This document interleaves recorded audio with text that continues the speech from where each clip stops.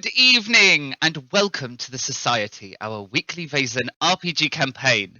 My name is Loki and I will be your game master for these dark and thrilling tales. It is with great pleasure that I welcome you to this, a rather special episode, where we continue with our Meet the Cast, but also give you an insight and an introduction into the workings of our game master, and that's me. We'll be looking at DGNFog and how I create the maps that we use in our stream. So without further ado, let's meet our cast. Hi, I am Sarah and I play Elstrid Jensen, the Forest Ranger. Hi, I'm Gus. I play Morton Thorsby, the Servant. We have a number of people that we would like to thank for all the resources and contributions they have provided to tonight's episode. The links should appear in the Twitch chat or in the details below if you are catching up on our YouTube.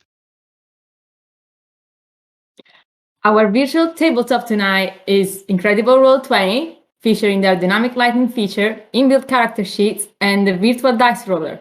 Go check them out on roll20.net.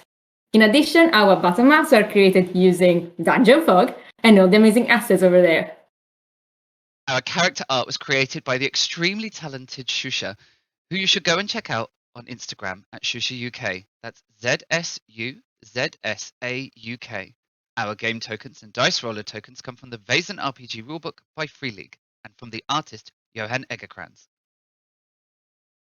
The music and the ambient sound throughout the stream come from Tabletop Audio and Kevin MacLeod at Incomputech, all provided by the Roll20 Jukebox. You can check these both amazing artists out via their websites at tabletopaudio.com and incomputech.com. And breathe a giant sigh of relief. We've done the gross bit. We've done the please and thank yous. There's no intro video tonight, as it's not a normal episode. We, as I said, are carrying on with our Meet the Cast, and having a special insight into how I prepare all of the maps that we use in the stream. So no intro video, so we're gonna just dive straight in, I guess. Just give me a second. I've got buttons. Buttons need to be pressed so that things happen. Right, buttons have been pressed. All right. So we have got some questions. So what we're going to do, guys, I'll just give everyone in chat and our cast give you all a little rundown of what our plan is for this evening. We're going to start off by answering some questions and asking the all-important questions that you guys who watch live and catch up on YouTube want to ask our cast. Now, we've done this before previously with Mutinous Mikey, Viking Jack, and Matt. And this evening, we're almost rounding off to the end with Sarah, who plays Elstrid, and Gus, who plays Morton Thorsby. So, guys, are you ready for me to ask you questions and for you to spill the beans, your hearts, souls, and everything to our lovely viewers? Are you ready? We'll see. Didn't realise it was some kind of therapy session, but there you go. Here we go. I mean, it is going to be entertainment. It is going to be therapy. We are going to try and fix the world, I feel. No, we're not. We're just going to ask questions and talk about awesome RPG stuff. That's what's going to happen. I mean, it's kind of very in tune what Vaesen is all about, isn't it? After all. Yeah, absolutely. So, question number one, right? I think this is like the big question. And I'm going to fire it over to Gus first. So, Gus, what made you choose your specific archetype? And then, how did Morton come about? Okay, right. I'd say, Luke, he gave us all the archetypes to have a look through, so I had a little read through. And some obviously take your fancy straight away. And there was a couple in there. I quite liked the private investigator. I quite liked the hunter class. I quite liked that one. That was quite a nice one to go for. Even the vagabond I quite like the look of as well. But I went for the servant because I just thought it might be a little bit more to play with. And I know that Sarah had already taken the hunter, so I thought we don't really want two of the same. I'll spread it out a bit. So I went with the servant because it's just kind of there was plenty of things out there from the era to sort of look at characters, look at sort of ideas for playing my character, and I quite like the Sherlock Holmes kind of things, and I quite like that kind of era. So I thought I'll go with the servant, and then I can work on how I'm going to play Morton. So that was really how I chose the class. The way I've played him has kind of almost sort of grown through some of the backstory and some of learning that I was going to start playing with Matt being the private investigator, because that sort of almost fell into the kind of Sherlock Holmes style interaction. So that fell into that. I had, bizarrely, I'd been thinking of Crichton from Red Dwarf, and I was going to play it kind of like a bit like a sarcastic type of character, like Crichton. So I kind of I've taken some of that from Red Dwarf and him, but really it's kind of like just sort of thought about what does a butler, what's my mind, what does a butler do? How would they act around certain type people? And I've just tried to play him in that way. There are a few things in the background with Morton that people haven't seen yet, and haven't really had a chance to play them out properly yet. But we'll see how that goes. So I don't want to spill any more beans on that. Right? There are plenty of other things that they're going on with him in the background. So hopefully that'll come out at a later stage. So. Exciting stuff. It's exciting stuff. For everyone who's watching, actually, all of our characters have a very dark and or troubling backstory that drives them, and because of that, all of our characters carry some dark secrets and a whole load of like skeletons in the closet, which me as the GM, I cannot wait for future episodes where I pull these skeletons out of the closet, kicking and screaming if I have to, and we start discovering like all of these backstories and why it is that these group of people are being drawn together. I really love that you touched on the dynamic between Morton and Quentin, because it is a particular love of mine that was a complete accidental, just completely organically appeared. Like that was never the intention, and then fate put the two of you in the same episode, and then before we even knew what had happened, we put the two of you together, and that was it. Like it was it. Like Sherlock Holmes, Watson, it was there. And and I've loved every minute of this just very humorous kind of role play and outplay, particularly as Quentin has we're starting to see a little bit of side of Quentin that's very interesting. It's a very interesting dynamic between the two of you. I actually can't wait to see how this progresses. I'm really enjoying it. It's gone really well, actually. I really thought it was great. So it is lovely to see. Seriously, it's. I was like the first episode you guys started playing, and I'm like, "What's this? Ooh, that's interesting." It seriously is amazing to see. Honestly, deeply entertaining. Some absolute gems as a GM and a DM in all of the games that I run. I never try and keep too much control over things because of moments like this. Sometimes you get absolute pearls of role play or story, like absolute gems, just organically occur, like because of accidental meetings between characters or because of a situation that has arisen. And sometimes you've just got to see it and think, that was not the plan, but that is amazing. Let's run with it. And that's 100% something that's happened here. Yeah. Same question to you, Sarah. What made you pick your archetype, and how did Elstrid come about?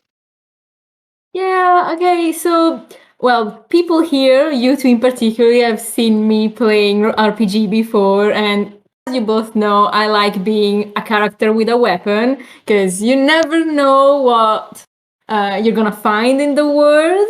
And so when Luke sent us the archetypes, I'm like, okay, let's see what's interesting to play, and let's see what actually resonates more with my personality. And once I saw the hunter, the huntress, the ranger, I'm like, yeah, that totally is written Sarah all over it. And for Elstride, then, like, creating the character, it was as we were saying, like, there's always like a bit of a past, a bit of like a story behind. And while people, by the audience at this point, kind of started seeing a bit of Elstride's past, because obviously we had the whole episodes and we have a few of like references made throughout the episodes, I think people are not actually catching on really on what the actual story is, because we haven't really touched on the real trauma that went behind it. We think we know, you think you know, it's not what you expect it to be. So that was very fun to play, and very fun to actually work out with Luke when we were discussing this character. But also, again, maybe because of my Italian roots, I think I'm kind of very direct kind of person and a character. And I'm like, yeah, Elstride will not ask permission. We just go straight. Oh, there is this place that needs investigating. She just opens the door. Or, I mean, unless she kicks it in, because that could happen. But yeah, so it was interesting, and obviously finding she's a bit of a direct character, not really used to working with other people, because she's again a forest ranger, so she's used to just being her and Skadi, her fellow companion. But so that mostly was it, like just trying to find a way to be as direct and as alone as she can be, with actually trying to create new connections that now she has. So that's how Elstride came up. Yeah. I'm gonna give everyone on I'm gonna give all of the viewers a little insight into sort of a little insight into some of the games that I'm running as a DM. So I am running a D&D game, and Sarah is a part of this D&D game. And Sarah is playing a ranger. And for all those people out there that play D&D, you will, particularly DMs out there, you will know that rangers very quickly become very dangerous, and it has become an absolute it has become a challenge for me to bring exciting and challenging monsters and encounters up against this ranger that literally just blows everything away. I mean, I have resorted to breaking your arm so that you can't use your bow. I have resorted to like bribing your weapons off of you, like literally. And as Elstride has come around, that I see little aspects of Elstride being trouble, like being a firecracker in the coming up in the future. But I really like this kind of vulnerable side that we got a little glimpse into, this vulnerability that Elstride has. And yes, 100% to a question that I had on our Instagram. Yes, I am in the process of getting some token art put together for Skadi. So yes, everyone, Skadi will soon be featuring as her own token. Never fear. So I have got unsurprisingly, I have more questions. Who would have known? Who would have known? Would have known? So do you have anything that you do that helps you get into character before the sessions? Do you here's a prime example. In the previous Meet the Cast, for those of you who tuned in then, Matt, who is playing Quentin, Mhm. answered this question by explaining that Matt has actually created inside Spotify a Quentin playlist, and it is a selection of tracks that remind Matt, or at least conjure forth Quentin. And so Matt listens to the playlist before the stream to kind of get into the zone, get into the mindset. Do you have anything similar? Gus, I'll throw it over in your direction. Well, short answer, no. I don't. I just kind of Naturally, get myself like a ready. duck to water. A duck to water, yeah. Not really. It doesn't feel like that, but yeah. I make sure I've got a few drinks by me and what have you, and just get myself comfortable in where I am and the space I'm in. Always do the setup. Make sure I'm trying to be on a few minutes early and just sort of get my head in the right place. For any of my D&D or Vaesen or whatever thing I might play, just try and get it into the right mindset. But it tends to come as the character starts, or as the game starts to form, and then I just try to react to the various questions or what other people say or what things happen in the way that I feel Morton might do it. So it's, I just try and for instance, with Dan in the first episode, a vagabond. Well, Morton is slightly higher class. He's a butler. He's working for a high class person. What is this vagabond? What is this wretch of a creature doing joining us in first class? And his reaction is going to be, you shouldn't be here, and that he's not afraid to step forward and say that, but he's also very wary of people and what have you. So yeah, it's kind of just trying to get into that as the game comes on, and sometimes you might drift out of it, but that that could be part of his other story. People don't know, so we'll have to sort of see how it plays out. But yeah, that's how I don't do anything special as such. No. Well, there you go. Disappointing answer number. No, I'm only joking. For everyone who wants to know, I can lie if you want me to. I can tell you. I'll I'll answer this question as well. I didn't answer this question last time, I don't think, but I totally will answer this question. So, what do I do to prepare the stream each evening on Sundays? So, when we're getting ourselves sat down and getting the setup ready and getting ready to play, what do I do? And I'll tell you what I do. I suddenly realise that I'm meant to be somewhere. And then a 45-minute panic ensues where I run around the house trying to make sure that I'm put together, dressed, ready for stream. I pull half the things off of my bookshelf trying to look for my notebook, which then isn't in my bookshelf, it's somewhere else. Basically, just generally chaos ensues, and all of the cast will know this because we meet 30 minutes early just to make sure that we do run through some technical things and make sure everything's all right in the stream and the overlays and sort of things. And mostly it's 30 minutes of me flapping and not knowing what I'm doing, where I'm going, where I'm going to be, how this is going to happen, panicking about things, and then I get super nervous, and then I press the button and I say, "Good evening, everyone," and then the GM kicks in. Just the GM kicks in. Like I spend so much time writing these stories and going over and over these stories that I end up knowing them by the back of my hand. So I do literally come crashing down into this like some catastrophe.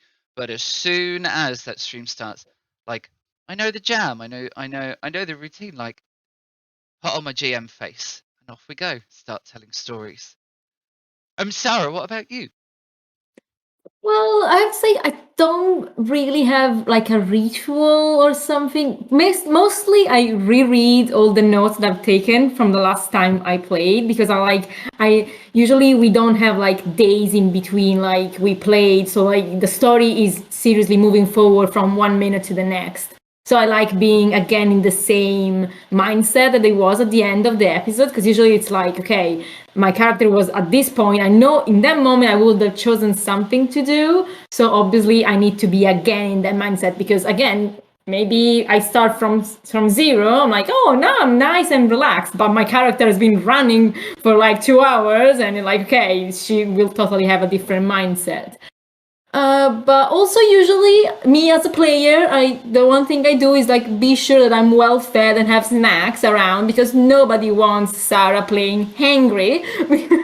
Nobody will survive that. But yeah, mostly is that, like, seriously just having a quick just rerun through, just putting myself back into those shoes and that specific situation. That's mainly it. Yeah, absolutely. Really interestingly, I've had a question on the Insta. Do we watch last week's stream back before the stream? I'll go first. No, I don't actually. I, like many people, suffer from that that just deep discomfort of having to hear myself. So I actually don't watch the streams back. I don't. I make I make notes as we go, and like so I read through the notes. But other than uploading the stream into YouTube, no, I don't watch it back. What about you guys, Sarah? Well, I remember after the first episode, I actually tried to rewatch it, and then there's the thing of like how you hear your voice and how it sounds to you yourself. It's like different, and I remember the first time I heard my voice from YouTube, I'm like, no, that is so not my voice. So I rewatched. I think I rewatched at least a few clips of each episode. Particularly, I try again, like when I want to put myself in the mindset again. I may rewatch the last few minutes, but I don't tend to rewatch the whole episode because, again, I notice, maybe it's just me, but like I cringe at my expressions sometimes. Like I go full on big cheek smiles. I'm like, oh my god, no. It's so funny, isn't it? I'd love to do like a poll on Twitch of all the Twitch streamers and be like, hey, so how many of you Twitch streamers can watch yourself back, like comfortably watch yourself back? I'd be really intrigued to know what the answer is. Actually, science here, because so for everyone for all of our viewers who's joining us this evening, in my boring life, I'm not going to say my real life. In my boring life, I work in the science industry, and actually a lot of our cast do as well. And so we're all full of real cool science facts. I'm going to ask that question later. Okay, prepare yourselves. I've got a great question that I do when I do like interviews and things. You'll love it. It's great. But science fact. So the reason why your voice, when you hear it played back to you, sounds so different is because your ears are in your skull and your voice is generated in your skull. You hear the reverb through your cranium and through the bones in your face and in your jaw, and you can hear that reverb and that echo, and so it actually slightly lowers the sound of your voice when you hear it yourself. So when you hear it played back at you, you can't hear the reverb. You can't hear the reverb or the echo from the bones of your head, and that is why hearing your voice played back at you sounds so strange, and why it can be really weird to hear it. And there's actually a really interesting. There are some interesting studies for those of you who like real deep sciencey stuff.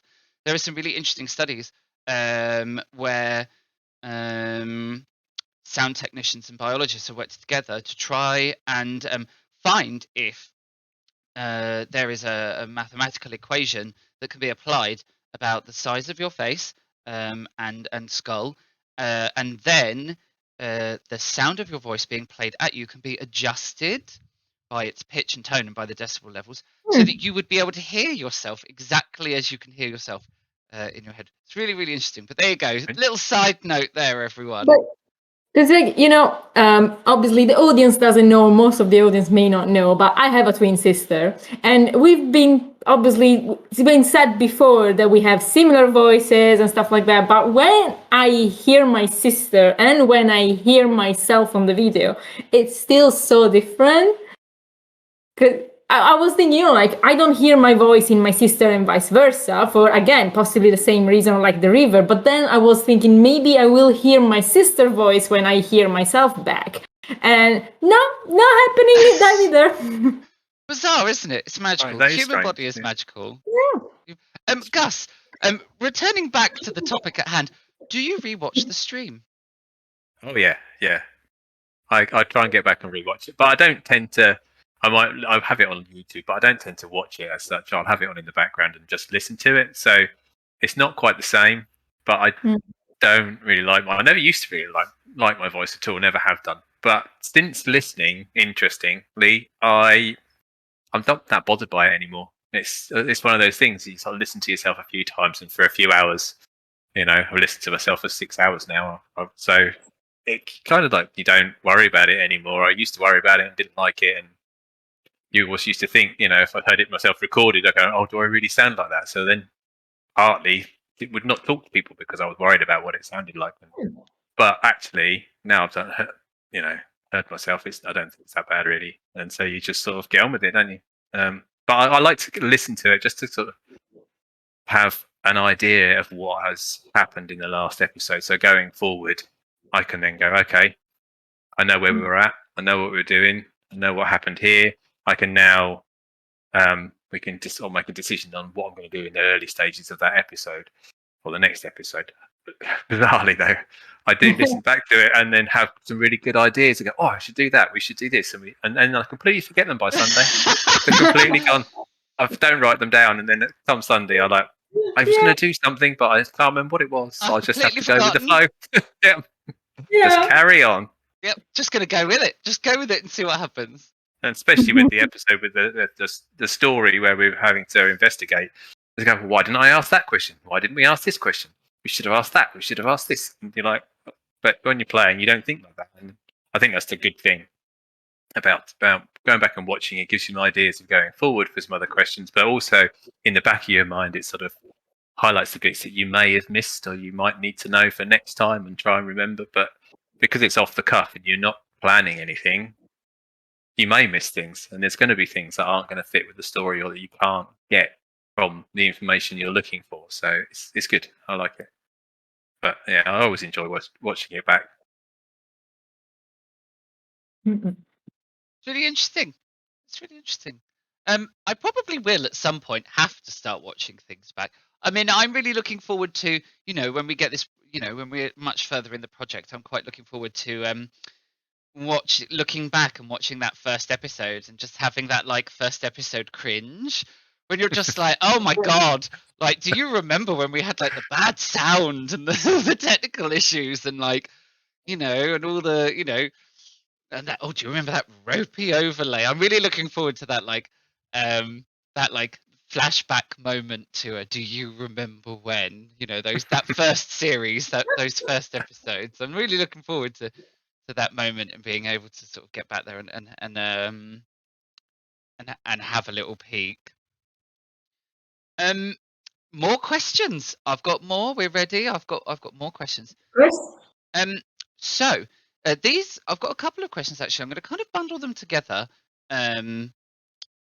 because they're all about sort of RPGs in general. So the first question is, how did you get into tabletop roleplay games like D&D, and the huge selection out there? The Alien RPG, Vaesen, all of them that are out there. Gosh, there are so many now. But how did you get into it? How did you get into the hobby?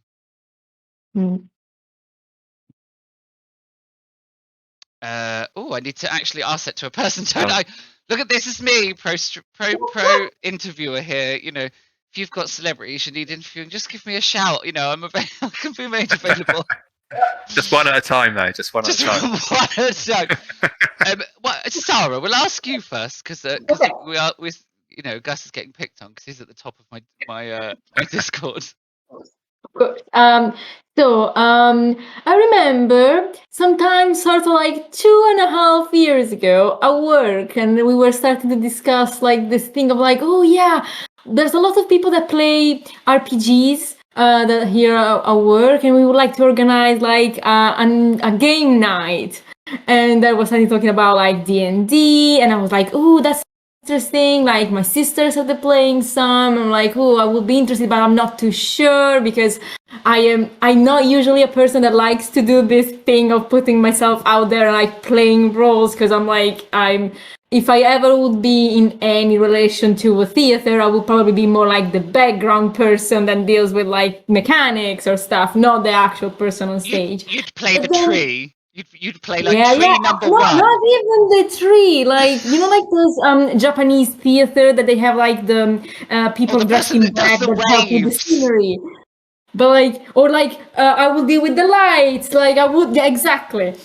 So I was like, yeah, not happening. And then I was talking about it at work, and then a colleague was like, no, come on, let's play this. And I will never thank either my sister or my colleague hard enough, because I'm like, okay, let's do this. And that's when we decided to do that one shot. And yes, Luke has been my DM/GM since the start. So yeah, and I fell in love with RPG, D&D in particular, but that's because that's the one I started playing with. And now instead with Vaesen, it's similar, but not similar enough. So there's a lot more to discover. So yeah, that's how it happened. Just like, yeah, let's try for a one shot. And that one shot became, I want to say 12 session of 2-3 hours each. So yeah, that's shot. how it started for me. That one shot. That I'm gonna put it out there. Any DM that can run a one shot in one session, nuts too. That is a skill I just don't have. I just do not have it. Also, I'm sure there's a hotline somewhere that you can call when you're trapped with a single DM and you just have to suffer them in all your games for all eternity. I promise, I will find another. In between campaigns, we keep saying this, Zoe. In between campaigns, I'll step down off of the podium and I'll let some of the other DMs, and then Sarah, maybe you'll just be like, wow, so this is what it's supposed to be like. I'm never again. Gus, what about you? How did you get into the hobby of TTRPG? So all of the above, as Sarah and I started on the one shot together, worked together previously with Luke, and that is how it all started. So all of what Sarah said, that's how I've got into it more recently. But actually, back in the day, some years ago, when I was a teenager, my brother and I and some of his older friends and some of my younger friends all got together and we started playing, and we played some Dungeons and Dragons. So it was Advanced Dungeons and Dragons 2nd edition we used to play. So that's right, kids. How long ago that was. That's right, kids. There was editions 1 to 5. 5, yeah. Strangely enough, and I played 2. Then I played Warhammer role-playing game. That was quite interesting. Slightly different setup of the way that played. We played some of that. We played a Middle-earth role-playing game back in the day. They had a very similar, because I believe Free League have brought out a Middle-earth role-playing game recently, or a Lord of the Rings one, if I'm right. But, product placement. Yeah. I played that. I played a long time ago. I used to have a Rohan that I used to play, a Rider of Rohan. What else have I played? I've played some games called Car Wars, where you had basically cars or motorbikes or trucks you used to roar around in, much the same way, dice rolling, move your tokens around the screen, all fitted with guns or spikes, and you'd crash into each other and that kind of thing. Used to play that. Wasn't so much of a tabletop game. Traveller I've played as a role-playing game.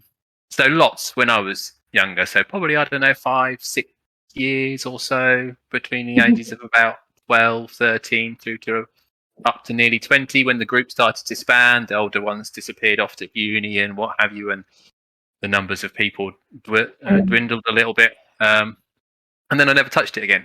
Never played again, other than playing computer games and what have you that might be role playing related. But up until I met Luke and Luke suggested this, I hadn't even thought about playing again. And so I'm really glad that he did, because it's got me back into it. I've played the starter set with my family at home.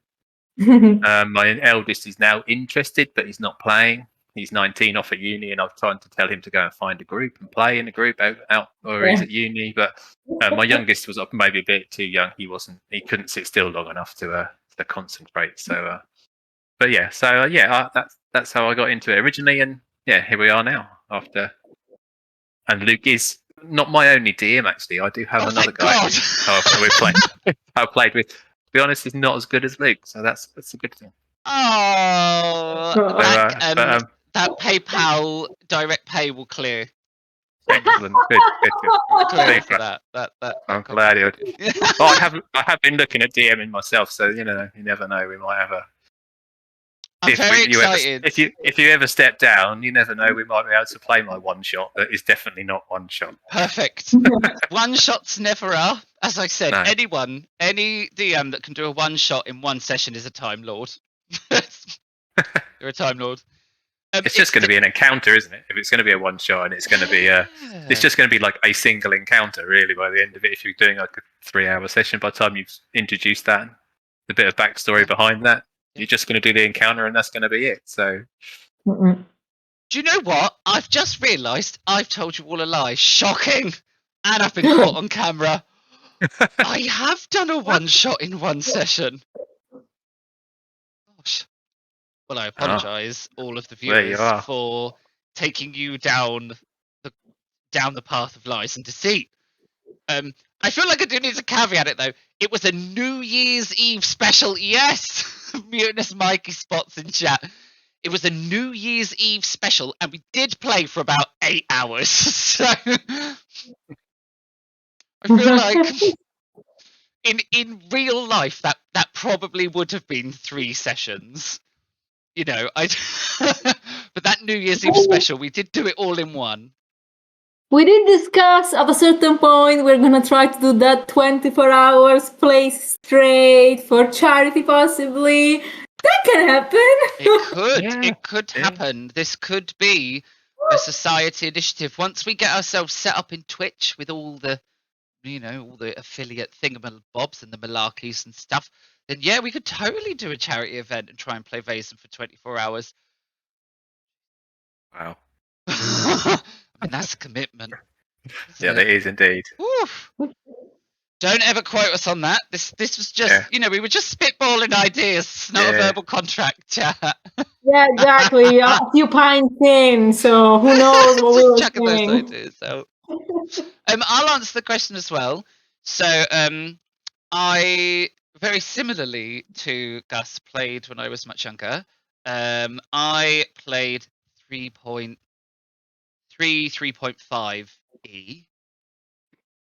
/3.5e. There was a lot of blur and crossover, and Vampire the Masquerade. That's another, old hat on the TTRPG rack. I played both of those. I was quite a goth kid when I was younger, so Vampire the Masquerade was my jam. That was my bag. I loved it. And then very much like Gus, kind of when I kind of finished university and started working, and it all just sort of fell by the wayside, and I just I kind of forgot about it really. And it was I can tell you when it was. It was the arrival of coronavirus, actually. A group of friends, we all suddenly found ourselves with time. Well, some of us found ourselves with lots of time. Some of us needed an escape because we were all still working, and it was a very difficult time. And I randomly remember just saying off the cuff, I'll just run some D&D. I'm pretty sure I can remember how it all runs. And then I grabbed the 5e books and had a quick flick through and thought, well, that's much easier. And then I was like, cool, let's do this. And I discovered Roll20 and started learning how to do Roll20. And that's kind of how I picked it all back up again. And it was literally to it was a way of continuing to socialize and see faces and laugh and play games and have drinks and all those things that we were really really missing in lockdown. It was a way of us to do that, and it just kind of exploded. It went from one game to, I think at one point I had 5 games going all at once. And it just kind of exploded, and I completely rediscovered my love for it. I completely rediscovered my love of sharing it with other people. And in this digital age where we have virtual tabletops and things like Discord and Skype and all the other um, online chatting platforms, of which there are many, suddenly it's become so much more accessible. I mean, long not long gone are the days, but gone are the days of the DM like desperately spending hours and hours and hours of their life drawing maps or building terrain and all those sort of things. And the heart dropping out of your chest when your party decided to do something completely different that you hadn't built terrain for or hadn't drawn maps for, and it was just, or trying to get 5 or 6 people to be able to meet on the same day every week in real life is really hard, particularly when people have kids and all those sort of things. Suddenly we're in a world where we can just plonk ourselves down somewhere in the house, log on to the chat. We have the virtual tabletop in front of us with all the maps and things, and that is it. That love and that discovery has absolutely flooded itself, flooded its way back in, and now here we are. We we are now sharing this excitement and this enjoyment that we have for tabletop RPG games with you guys on Twitch and YouTube via the society. So yeah, it kind of really has just sort of reappeared out of, well, really it just has grown itself. Bizarrely, there's always a silver lining, and actually through all the really challenging and really difficult times and all the the awfulness that was coronavirus, actually, Yeah. I'm kind of glad that I was able to find this as a silver lining, and what a silver lining it has been. And I think that's been that for a lot of people, because I think D&D especially, and a lot of tabletop RPGs have grown significantly over the lockdown period because of that, and doing really well. There's so many, you go on Facebook, there's so many places now where they've got looking for group and all that you can log into, and there's people still out there going, oh, I'm looking for 5 players to do Roll20. If you fit the group, you can find a game almost every day of the week if you really want to. But there are still people out there that want to, like my other DM, he doesn't want to play online anymore. He wants to go back to playing face to face, and he's trying to organise a face to face game. But which would be lovely, be nice to do. I've not done one of those since I was 15, 16, so it'd be quite nice to play a face to face game. But yeah, I have to wait and see. That's how it goes. But, yes, I think it's a really good thing that people can still do this and you can get together. Yeah, absolutely. There is magic in playing face to face. There is absolute magic. The sounds of rolling dice, the conversation, the atmosphere that it generates. There is absolute magic in doing it face to face. But what's really nice about having this digital option is the freedom that it gives you. You don't have to worry about traveling and meeting up and all the things that life can throw at you that can make that really difficult. Really opens it to a lot of people who otherwise might be a little bit, might feel a little bit stuck, or that would find it quite challenging to be able to go and meet up in physical. But I mean, you've got to do it because it's magic. It truly is magical playing face to face. There is some absolute magic there. More RPG questions, actually. Who is your favorite character you have ever played, and why? That's a great question. That's a great question.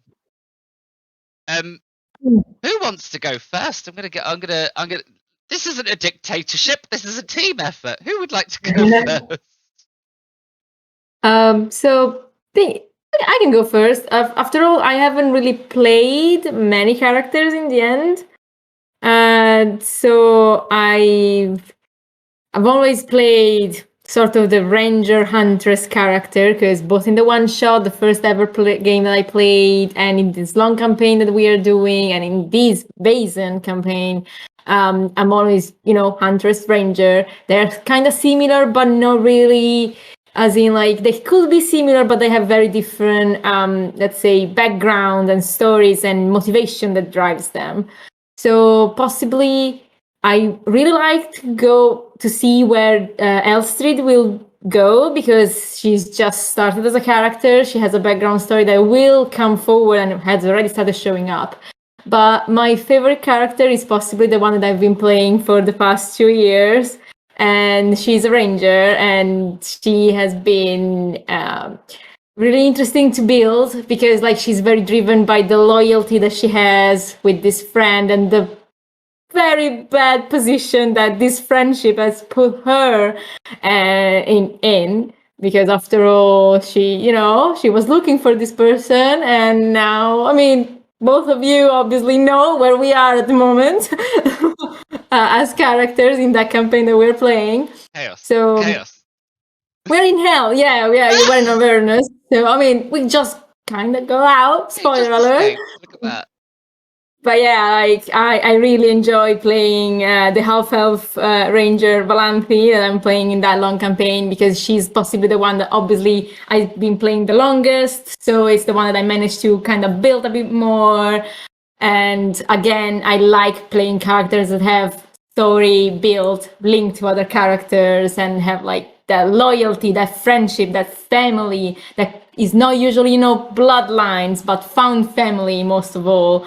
I really enjoy exploring that side, because I think it kind of resonates with a lot of people, and it really resonates with me. So yeah, that's my favorite character.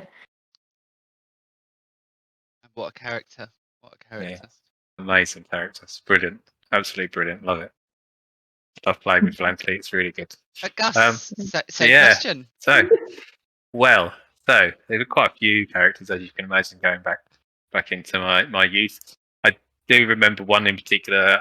I was kind of I always wanted to be the fighter back then. That was the kind of character that I wanted to be. So I do remember having one character fighter called Shredder. He was really good fun to play, but back then didn't really role play the character as much. It was more just playing the game as such. Didn't really have so much role play involved. But I do remember him dying and it being quite emotional, and I didn't really like it very much at the time. And then we went on like with Warhammer. I think I played as Troll Slayer for a while, which was quite good. Good character to play again, the fighter kind of type character. But I'm going to have to say with Valanthi, it's Valar, my character in the same game. He is Shadakai Rogue. Twilight Cleric. Blast into Cleric Twilight of the Raven Queen. So it's kind of, I've really enjoyed playing the really dark side of him. It allows me to sort of go, you know what? I can do what I want, because that's kind of what my character is. So I've been kind of enjoyed the dark, torturing sides that we may have had in that game, and things that have gone on. But yeah, so much torture. But I've enjoyed doing that and role playing that, and that's been quite entertaining. And I've really enjoyed that. And I'd like to go back to my one shot character. We spoke about him on Friday. He was a Dragonborn paladin. So I quite enjoyed that to start with. That was a really good first character to have a go at, and it's something I'd like to explore at a later stage, something along those lines. But yeah, Valar is my favourite character that I think I've ever played, just because I've had that bigger time to grow the character and learn the character and be in that space with the same people week in, week out, and build a relationship with each of those characters.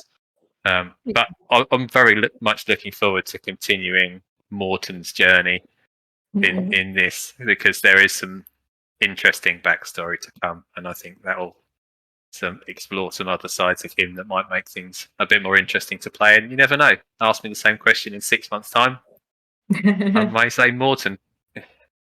Well, who knows? Who knows? Who knows? Depends where I can take him. I'm sure there can be some torture along the line. Oh, for God. so much torture. We've been talking about torture and stuff like that. Thinking about the campaign, the long campaign we've been doing, we actually really torture anybody in the last, I want to say, 8 or 9 months. So we're fine. Well, Valenti has been, and Persephone been quite good at making us toe the line. So, I love that. You're just like, there's been no torture. We don't need to, there's been no torture. We don't need to worry about that. No, we've just gone into like full-blown murder now. Well, yeah. I think murder is more acceptable at this point. I just feel like, there's been less questions. There's been less need for questions recently. Also, most of the time it's self-defense. I'm gonna say that. That's what we tell ourselves.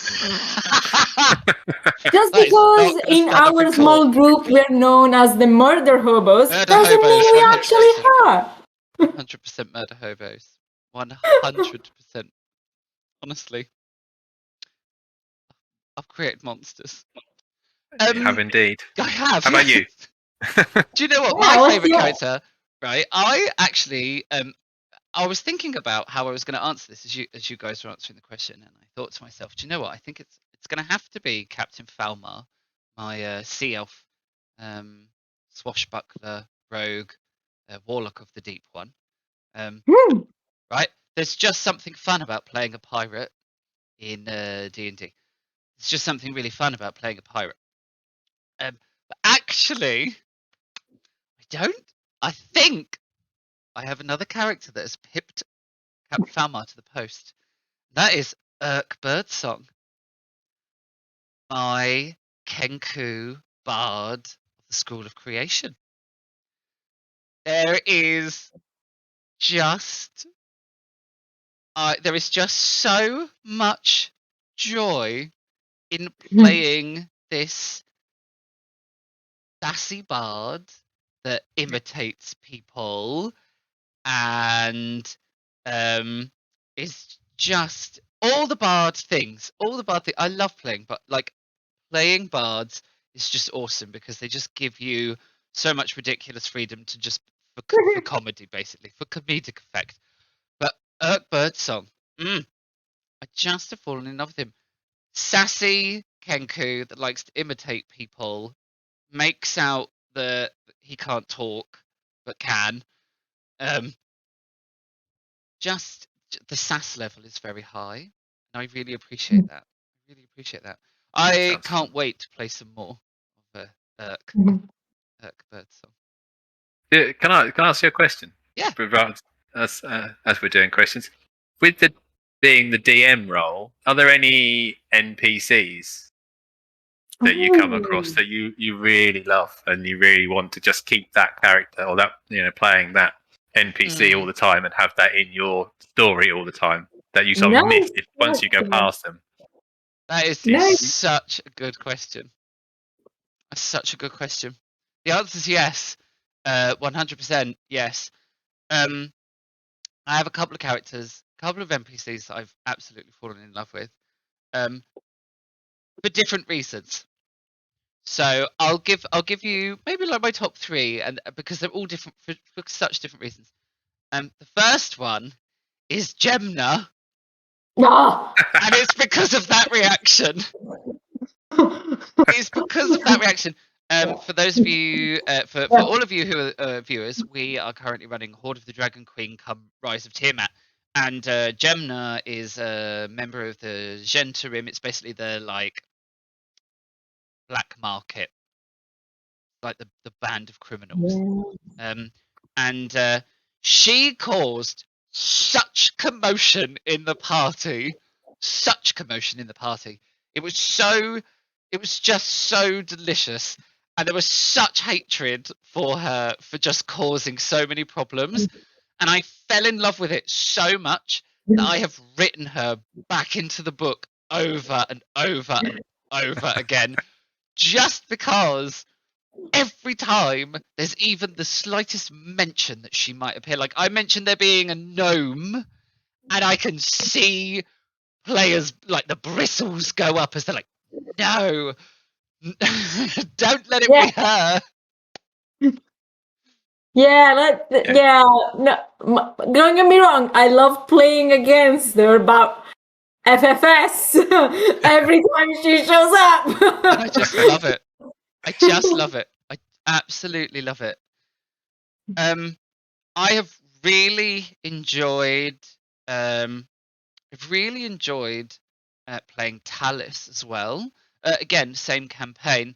Talus features in Horde of the Dragon Queen, but mostly only as a kind of mention in one of the chapters of the book. Yeah. But we wove a much more complicated backstory into it, and Talus has featured prominently for quite some time, and has been. I've really loved playing Talus as the big bad evil guy, only for the players to very recently discover that she is actually not the big bad evil guy at all. She has been trying to protect the things and the people that she loves, just maybe not doing it in the most ethical and sensible way. And this has become like such a I've really enjoyed playing it knowing that that truth will come out one day. And when that truth landed and the realization hit that actually Talus isn't a big bad evil guy at all, she is working an inside job. Like she's maneuvered herself into a position of power within the within the evil organization so that she can enact, protection of the people that she loves. Wow, what a story arc, and the way that landed, and the plot twist of it all. And then even more plot twist. I mean, I am a little bit sad that I won't be playing Talus anymore. Well, who knows? I shan't say for sure, but Talus is presently no longer with us. But it's D&D; anything can happen. I really, really, really enjoyed playing that with you. I remember when I started playing RPGs on D&D here with you, and I was like, let's get into combat, let's get initiative. And instead now it's much more like actual role play, and I'm like, oh my god. Seriously, when we were talking to each other as Talis and Valenti the other day, I was like, I feel it. It's like I am there, and it felt so raw and so powerful. I'm like, I love you, but I'm gonna throw you the next time I see you face to face. Because oh my god, it was. But you are going to die. It was. Oh my god, it was amazing and sad and loving at the same time. And just lastly, I did say that I'd give you my top 3. My third one is actually not a specific NPC, but a collection of them. I'm currently running The Fall of London, which is a Vampire the Masquerade campaign. Well, it's not called campaign; they're called Chronicles. And there is a lot.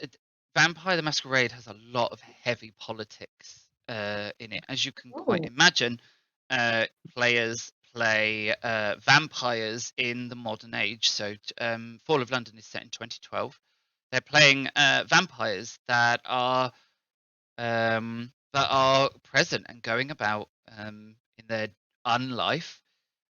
And it's very heavy political. Like there's so many vampires in positions of power, and they're all vying for more power, and there's like political intrigue and plots and backstabbing, and you never know who you should support and what the consequences are going to be with every single decision you make. I love playing every single one of the NPCs. They're all very, very different from one another, but being able to play these these powerful, political, vampiric characters that have such backstories going on behind them all, and have such a political agenda that they want to play out. It is such a pleasure and a joy to play each of those characters and bring them to life, and kind of challenge the players with that really deep political perspective that you get from that game. So much so that the characters now almost panic every time they get into a conversation because they're so worried about, are they a friend? Are they not a friend? Are they an enemy? Are they not an enemy? If I if I help this person to get this information, is it going to backfire? Too much. It's just too much fun. It's too much fun. More Good, thank you. questions. More questions. That was an excellent question, actually. No one has asked me this before. Excellent question. Loved it immensely. NPCs are a treasure to DMs. When an NPC comes in onto a scene, always listen to see if that NPC becomes a beloved one. Because if they are, keep them, write them back in, get them to visit over and over and over again. The joy that you can create in your stories by bringing your NPCs back is amazing. And the emotional connections that you can explore and experiment with in TTRPGs. We genuinely, in this very long running campaign, we had an NPC come in that was a cat. And and the cat gave its life for another member of the party, and it caused tears. Like, we actually had tears in game. Like, we had to take a little breather and just take a little moment to pull ourselves together because it created such an emotional scene, and it was a cat. It wasn't just a cat. It was. There was special significance, but these are the things. As I said, never be, as a DM, never. It's like a garden. You sow the seeds of the story and then you let it grow. You never want to heavy-handedly get involved in that garden and start trimming things and cutting things and having them the way you want them. Let the garden grow how it wants to, and it will be so much more beautiful. Yes, clip out, every now and then you find an NPC that, isn't loved by everyone, and you just let them, go as part of the narrative. But, sometimes you see that one opportunity and you got to keep them. You just got to keep them. I feel every party has one beloved NPC. They can all think of that one NPC that they really like. And one full-on hated. And one full-on hated. Yeah. Absolutely. Vaesen RPG. You hear us every week say that it is a role-playing game created by the wonderful people over at Free League or Free Ligan, if you speak Swedish. They're an incredible tabletop RPG studio company. They create a number of amazing games. Vaesen RPG is one of them. And you'll have heard you've heard mentioned in tonight's stream, and every now and then we do mention it because it's such a treasure. The Alien RPG. They've also created a Lord of the Rings RPG and a number of other absolutely amazing and really, really exciting exciting projects, including Tales from the Loop, Mutant Year Zero. There's just so many of them, and they're all absolutely amazing. One of the big ones that they have that's coming out for those of you who love sci-fi, they are releasing the Blade Runner role-playing game that's coming out in the fall or in incredible. It looks absolutely incredible. I've got elbows deep in all of the campaign material that they've released for. It was a Kickstarter. They've started giving sneak peeks and stuff. Absolutely incredible. All of it amazing. Off the top of my head, I think both of you have played Alien RPG, haven't you? Yes. Yeah. Yeah, we have. I Because forgot about that. the question here is, has anyone played any of the other Free League RPGs? Which ones are amazing? Which ones are your favorite? Yeah. So I mean, you guys have played Vaesen and you've played Alien. Yeah. So I'll throw the question out. You know, I mean, you don't have to specifically say your favorite, but you know, let's talk shop. You know, let's chat our TTRPG. I think mostly they're very different, because Yes. Alien and Vaesen are very, very different as a setup, and I'm not just talking about the fact that one is alien, so it's a very specific sci-fi setting, a very specific cult setting, and Vaesen instead is more like, I want to say, I don't know, urban fantasy, and also a bit in the past, so it's very different starting from there, but also how the characters are built. I think it's very different because obviously Alien, you have set character with set specific characteristic and abilities, and you find I think it's a bit more like claustrophobic as a setting, because you are mostly on spaceships, so there's only so much you can go. While instead Vaesen, it's a completely big world, and you can travel, and there's different places to go, different people to meet.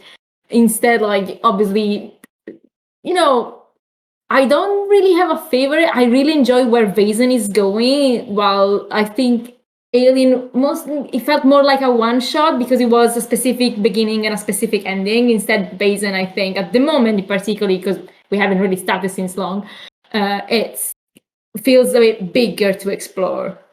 So mostly that's the big difference I see. Yes, absolutely. Interestingly, in Alien, there's two ways of running Alien, the RPG. There's the cinematic style, and then there's campaign style. We've only played cinematic because it is hard punching. It is brutal. It is everything you want from the Alien kind of RPG, that Alien franchise, that that Ridley Scott kind of cosmic horror, trapped. Oh my god, we're all gonna die. Like, claustrophobia is that. It's that kind of that oppressive claustrophobia, that horrifying. You're gonna die.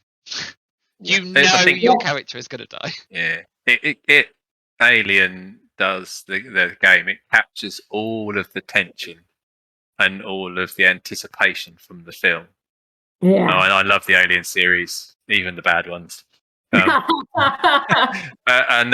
playing the game was just awesome because you know so much about it, and you know you're going to die, or you know someone's going to get ripped apart by an alien. That's always there in the back of your mind, but you've got to try and role play it as though you don't. Yes. Hello. We're back after a technical issue. I feel a little bit like it's not an episode of the Society unless there's a technical issue. Today, it was my internet. It would appear that a bird has flown into the line. So I'm now using some sort of wonder technology to connect and come back to you all via, I don't even know, some backup process. And I'm just checking, and I've got green lights across the board. So I think we're all here. So let's head back over. Hopefully everyone's here. Are we all here? Are you here? I'm here. We're here. Hello. Perfect. We're here. We're live. Fabulous. Look at that. Honestly. We finished our Meet the Carls. We've been chatting away happily. No one's been listening. Oh, dearie me. Well, let's just dive right back in, and we'll laugh about it, smile, and I'll cry about it later. Let's just dive straight back in. We were talking about Alien RPG. I don't really know how far our lovely viewers got into the chat about Alien RPG. Gus, you were saying something about Alien RPG. I was, yeah. I think that I don't know how much people heard, but I thought that it really holds the tension of the movies, and that it's really well thought out, designed to it, and it holds the that tension and the whole atmosphere of all the films. And as you play, you have to remember that you know the films and you know what could happen, but you mustn't play it like that, and you have to play it role play every situation, even though you know that that's an alien might be killing everybody, but is it going to kill you, or would you be terrified and flamethrower that alien, much like I did when I played? I flamethrowed the alien and the person who was in front of me on my team, a friend of mine, but just because you have to react how you think. I'm terrified, I'm going to just burn everything and run away. But I don't know if I think it's any better than Vaesen or any worse. I've thoroughly enjoyed Alien because I love the film. So yeah, they're just very different. And what I love, what I find really interesting is Alien RPG uses the Year Zero engine, which is this is now we're going to get into like proper geek speak. Year Zero engine is the game mechanics that Free League have created, and Alien uses it, and so does Vaesen. So they're both actually using the same game mechanics, just pitched in a slightly different way. But it's actually been it's been an absolute delight learning how to play Vaesen, because I picked up the Vaesen book and I started reading it, and I was like, oh, it's Year Zero engine. It's the same as Alien, so I already know how it, like the basic concepts of it and how it all works, and I just need to get my head around how all things are packaged and delivered in the Vaesen world. I mean, it's crazy. There is that big difference of the stress dice, that a very apt name, because every time they come up, you're like, yes, you're getting stressed just by looking at them. Those stress dice in Alien. Oh. They are good. That's a really well thought out idea and the way to play it. For the horror genre, for sure. Yeah. And also for anyone who is really into that kind of sci-fi horror genre and DMs and has a group of players that's really interested in that, when you read the book as DM, you actually play as GM, game mother, as in mother mainframe. Which are just, there are so many little nuances and really beautiful touches throughout the presentation of the game that just they're just exquisite in taking the lore from that world and kind of just building it into the game by design. Sorry. Go on, Gus. I think from a player point of view, I don't know what kind of longevity it has. From my point of view, I mean, I love the films, I love everything Alien, I think it's great. But from whether it would work as a campaign or whether it would work as a homebrew, because of the premise of the game that we played was similar-ish to the book or to the film. Sorry, some sort of setup and sort of things that are going to happen and how they happen. Yeah, I'm not sure how that would work if you played that as a homebrew or as a campaign going on forward, because I think it'd become maybe too samey. I don't know, but it's just my feeling. I think as one shot or as sort of following the premise of the films, I think was really, really stressful and really, really a great tension builder and just a great game to play. But whether a campaign, I'm not sure. Yeah, I agree. How I'd feel in that situation. I felt very similarly actually when I was running it, and I've run the cinematic campaigns. I've run the first two. The third one is coming out. It's on pre-order at the moment. And I felt a little bit similar when I read all the campaign rules. I was like, gosh, how on earth do you get this into a campaign? And I went down the cinematic route because I just love just fire all the engines and just go for it, and it is a wild, absolutely wild ride. However, I've seen some incredible streamers online. I'm going to do a little shout out to Little Red Dot, who is actually running a campaign. You can catch up on YouTube. Is running an Alien RPG campaign, and actually it works really well. It is a completely different game experience, though. I'm going to throw that out there. It's a completely different game experience. And it leans very heavily into the lore. So you're starting to get into the world of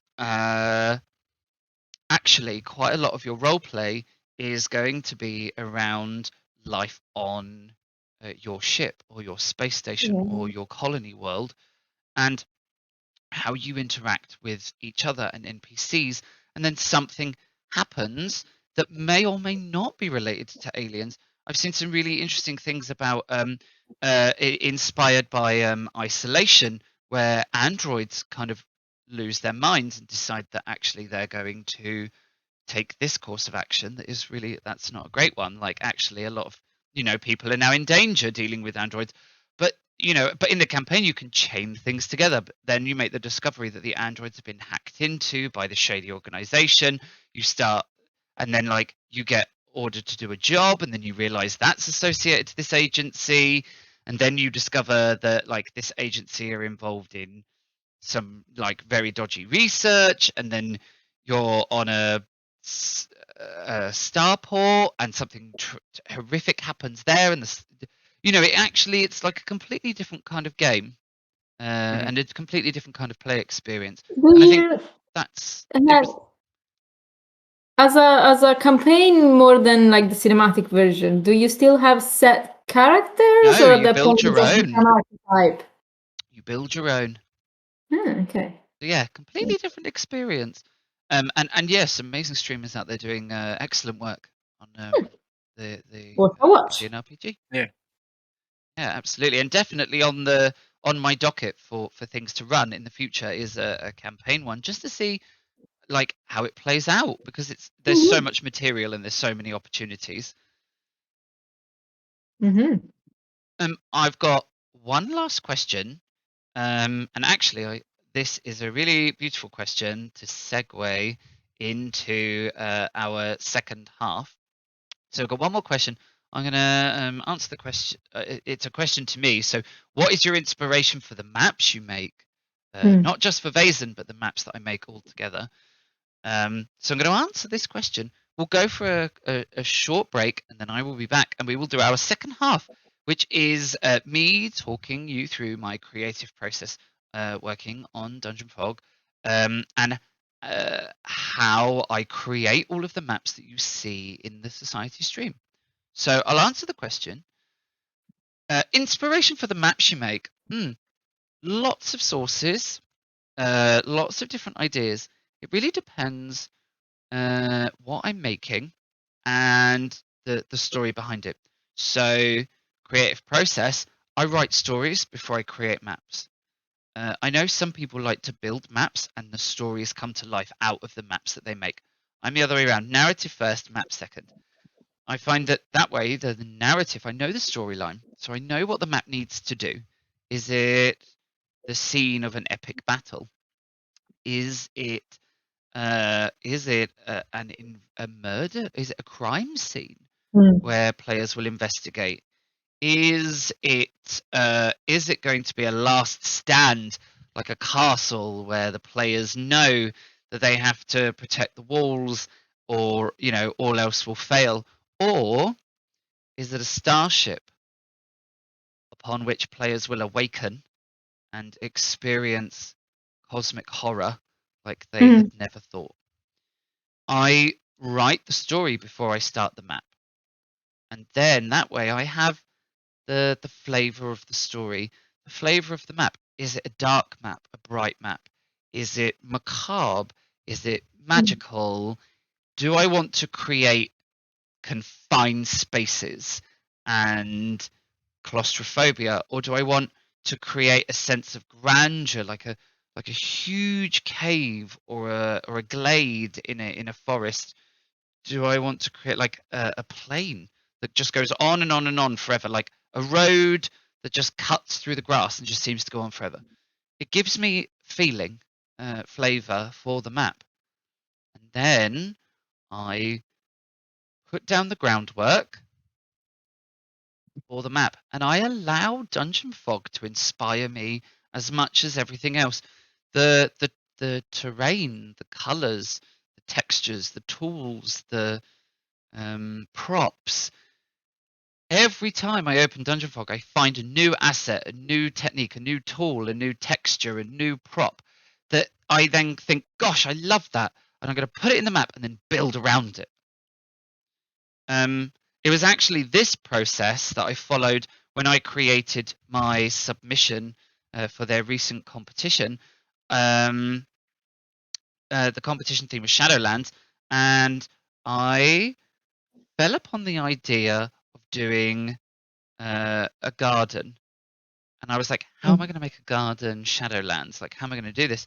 And then I was like, it's going to be a garden of the Dark Elves. No, a garden of like the Lost Elves. Like, and then I just kind of went from there. I found props that had a purple color. I thought, right, that's the color palette. And then off I went, and I just found props. And I started layering, and I just layered and layered and layered until I got to a point. I thought, that's it. That's what I wanted. That's telling the story. That has made the narrative, the story that I wrote, that has turned it into the map, and I'm happy. And I'm gonna demo. I'm gonna talk you through this process in the second half of tonight's stream. So we're gonna go for a little break. Little 15, well, sort of 15-minute, maybe a 10-minute break. We're going to be back at 9:45, 22:45. We'll be back and ready to rumble with our maps. But in the meantime, we're going to run off and have a little break. See you shortly.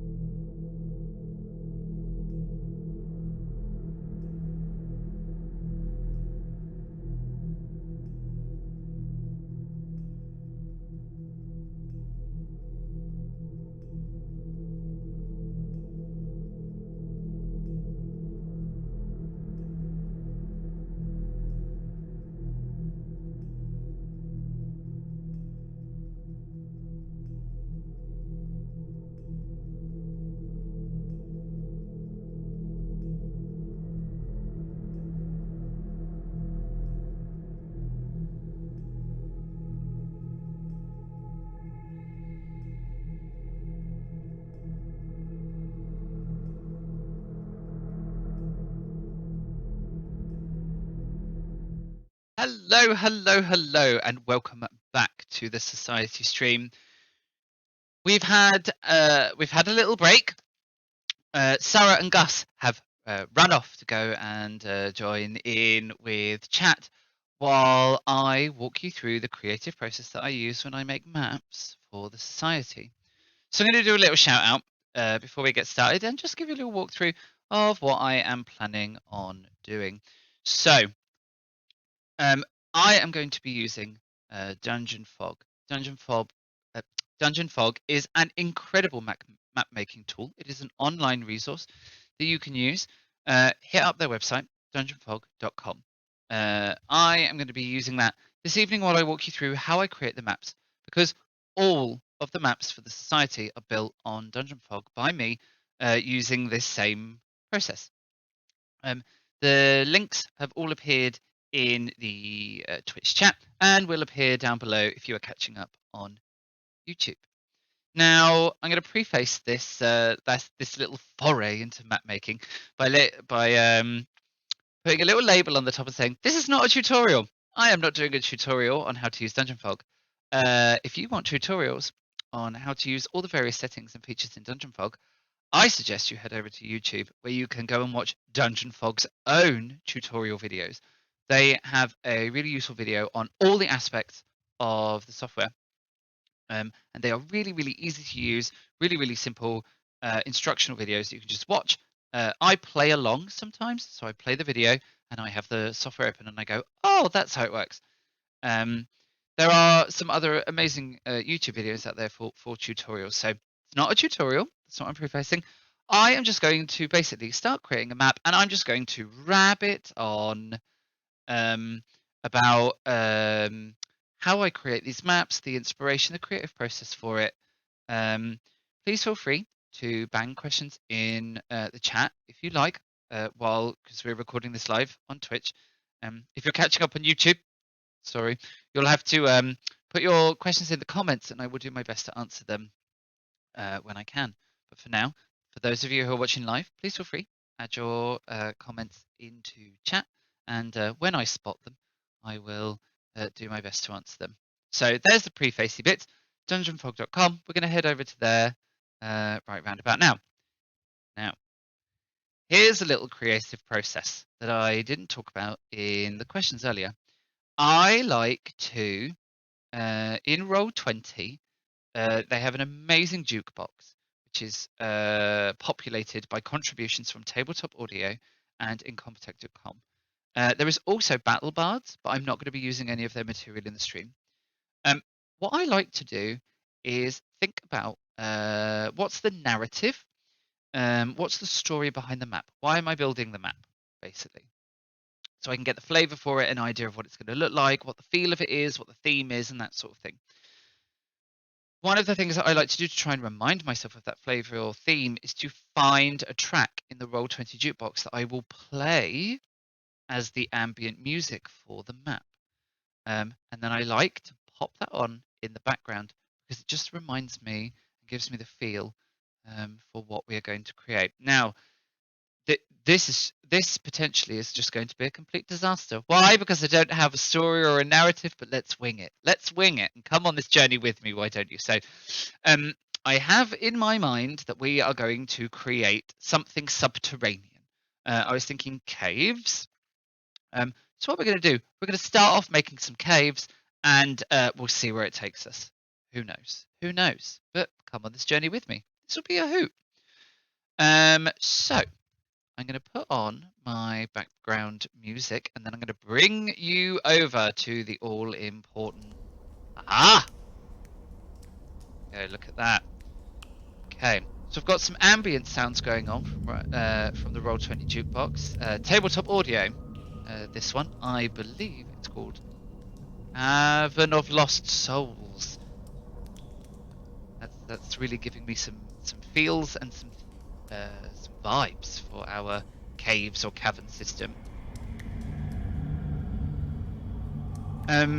Textures. So, in DGNFog, you will see on the left-hand side, there's a field of green. The default when you create a new map is this lovely field of green grass. we're just going to start tweaking it. So let's find a texture. So I'm looking for a texture that says underground. So I don't want any of this grass shenanigans. So there's so many options. Honestly, I can't even begin to tell you all of the things. As I said when I answered the question, every time I come into Roll20, I find something and think, oh, that's a new texture that I've never seen before, or a new prop or color palette or whatever. But today we're going for underground. So I'm going to go with ground. We'll just see what happens. Crypt, dirt, mud, sand, snow. Okay, let's open the crypt. So it's just going to load out these textures for us. I'm not sure if that's dirt. Basically, I'm going to convert the entire map all at once to have that underground. Cracked, dark soil. Now that sounds interesting. Dried earth as well. Just having a little sneak through. You'll see that it's loaded up with this cracked. I might go with it. I'm gonna have a look at rock. So stone, natural stone. Just have a peek, because it might be that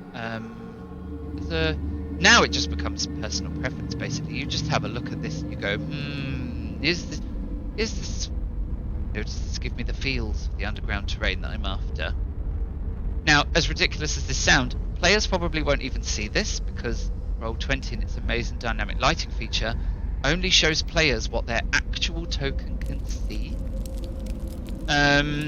So this isn't important, but I like it as the DM because I can see everything. So when you have dynamic lighting on Roll20, the DM can see everything. So I like, for my own sake, to be able to see a complete map with all the sort of textures and things built into it.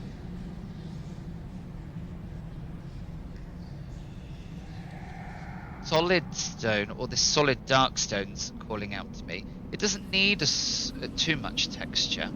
Let's do the solid dark stone and see what this looks like.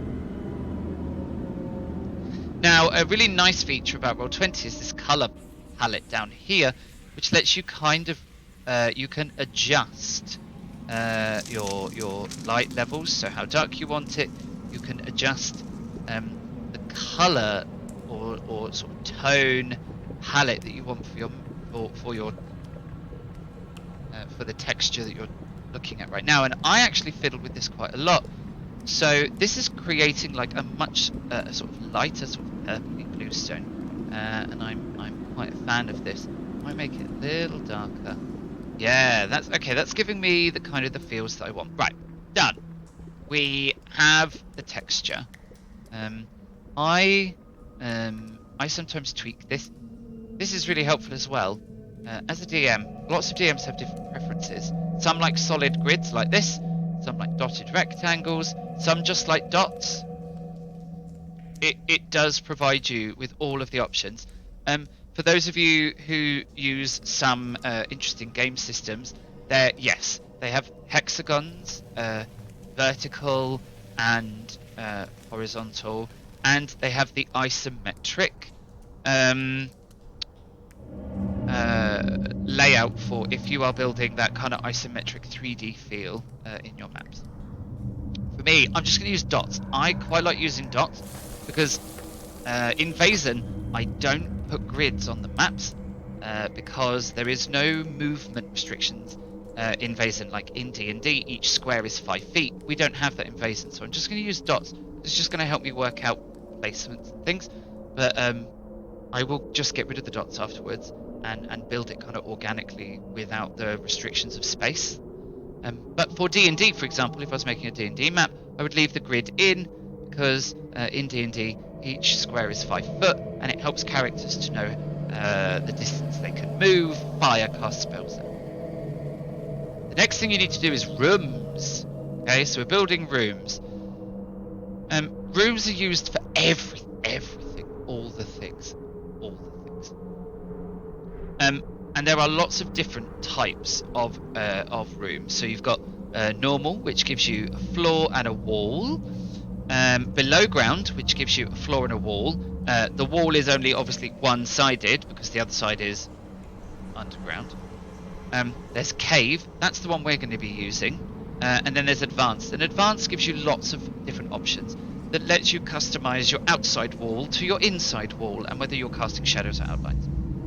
I said it wasn't going to be a tutorial, and look, it's turning into a tutorial. We're going to use cave. Right, floor. Cave floor. We don't need old parquet oak floor. That's not the feel we're going for. This is where I might return to the crypt, actually, because I know that there are some really kind of spooky... I'm going to go with this one, I think. Half-buried bones. It's giving me vibes. Let's just draw a quick room and see what it looks like. So rooms are quite... I'll make sure that you can actually see what I'm doing. Rooms are simply a click system. Okay, yes. 100% yes. This is giving me what I'm after. Right. So, cave system. I'm going to start up here. Now, cave systems notoriously don't follow straight lines. So my advice, if you're ever doing a cave system, do jagged. Jagged, awkward and uneven lines work beautifully. And then Roll20 can curve these walls for you to create a more natural line. So this is gonna be my cave mouth up here. So I'm gonna want caves tend to get a little bit smaller as you get deeper in. So I'm gonna create this kind of narrowing effect here. And then let's just build one kind of large, I'm gonna do like one big cave. You'll see me flicker my eyes over here so I can see what you can see, because I've got a slightly different view. Right, there you go. Grab that, and I'm just gonna move it along a bit so that you get some view. Lovely. Hopefully I haven't scooted that off the end. Nope, lovely. Right, so I told you, this is our cave entrance, right? So, because it's the cave entrance, we don't want this cave wall, so I'm just going to switch that off. Right, lovely. Then, I'm going to hide it. Right, so now we've just got this complete opening, and normally caves have a slightly different texture to the floor on their opening. So I'm going to use this paint tool. Oh, not water. I'm going to use this paint tool, and I'm just going to give I'm going to try and find something that matches this sort of brown colour. Scooch along a bit. So let's try and find something that sort of matches this. Now, remember, we can adjust the colour, so we don't need to worry too much about it. What does this look like? Let's give this a tweak. So... let's ease that softness on a little bit. Let's see, how does that look? I think that's a pretty good match. Get rid of that. Right, let's do this. So I'm going to slightly increase the size of the brush, because who needs to do skinny brushes? And then scooch that in. Not all the way, just at the top. Right, now let's tweak some of this softness so it's not quite so abrupt.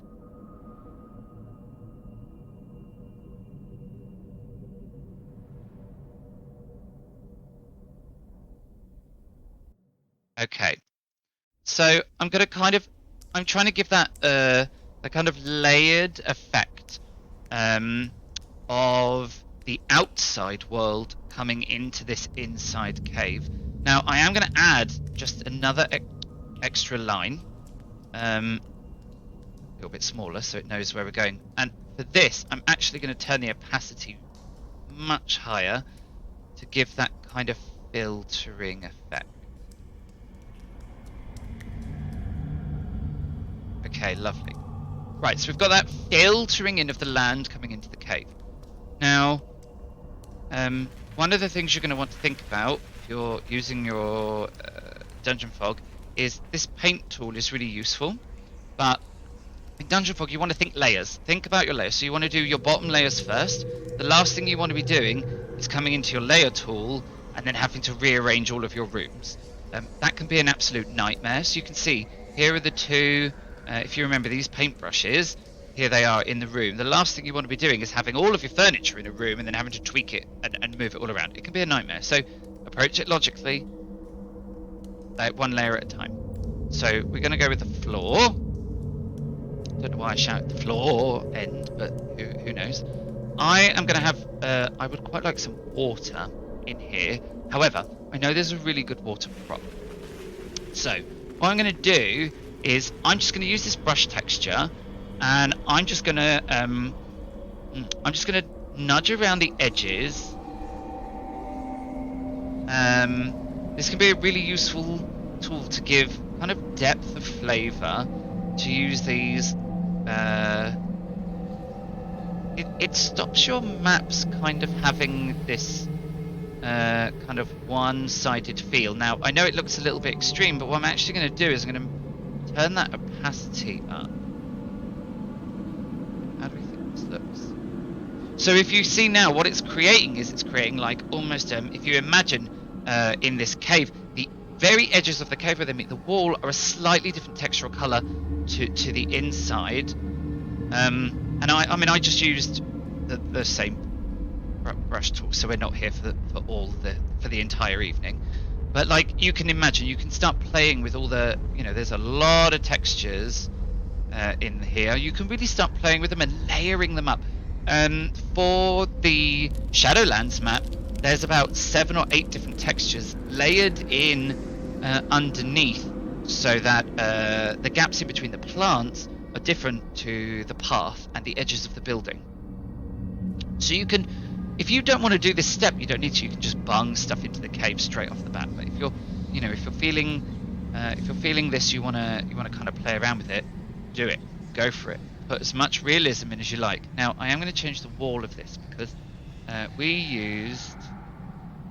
I'm going to use this dropper, and I'm actually just going to grab the texture here. So that little dropper, click the texture of the wall, and there. Now you can see my edges aren't a different color from the surrounding texture. Right, we're good to go. We're good to go.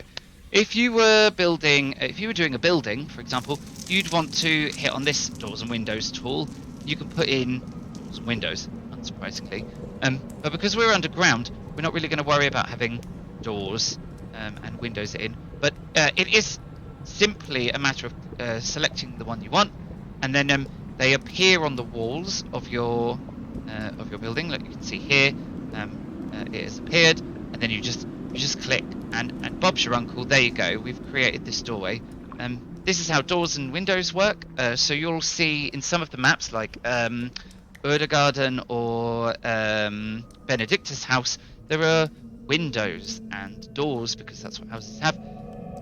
They're put in like this, but we're not going to have any because, unsurprisingly, in this cave system, we don't have doors. So we're going to go straight into props. Props are, for all intents and purposes, the decorations of the map, and there are hundreds. That well into the 1,000, probably into 2,000 at this point. There are so many. As I said, every time I open it, I'm like, I've never even seen that before. Now, there you go. There's clearly at some point I was putting all under the mountain map. There you go, look at that. Now, it's broken into groups, which can make it really easy. So you've got, let me just close all of these. So they're really, really, really broken into really useful groups. Now, I opened fantasy because we don't need weapons, but who knows? I might have decided that actually this was going to be a cave that had chests or barrels or those sort of things in it. Who knows? So there's some fantasy bits. So I had that open, but really the one that we're looking for, gosh, you can see there are so many, and this is why Dungeon Fog is like such an amazing tool, because I can't draw. I'm not going to lie. I can't draw for toffee. I struggle with proportioned stick people. So this is why this is an amazing tool for everybody, because there's just so many resources already available in here. Honestly, it's absolutely incredible. Now I'm going to go into flavour. There is reason to my madness. There is a cave one. Okay, so we've specifically here got a selection of cave themed props. Now I've seen the rails. I'm gonna resist. I'm gonna resist. Am I though? Caves. So stalagmites and stalactites and all those sort of things. We want them because it will really give us that cavey feel. Now, this is the big stalagmites. What else have we got in here?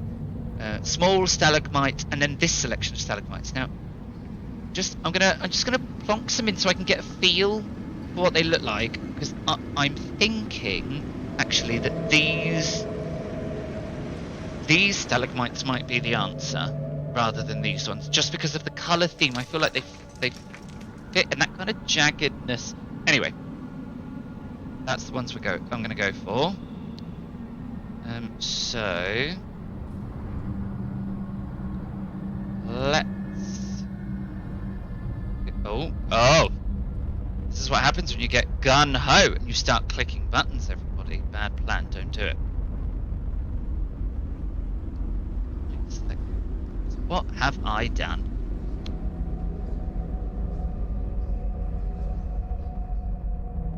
Right. I don't want those. Oh. I feel like maybe I should have practiced this before I just came on stream and just willy-nilly started clicking buttons.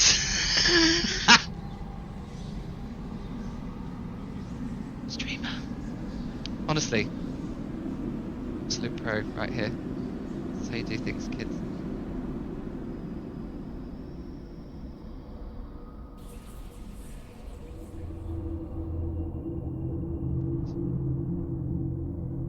We like those ones better, right? Let's hide all of this stuff. Right, we like these ones.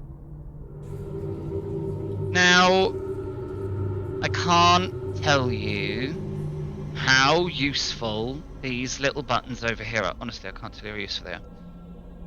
For creating organicness in any of your maps, you want these buttons switched on. Now, scale, maybe not always scale, but rotation, 100%. What this means is every time I click this, it's going to change the scale of it and the rotation. Now, it has randomly decided it's going to create this really, really big one. So I'm going to scooch over to here. Now, that might go really well just there. I'm going to do it. Let's click it. Let's see what that looks like. My mind.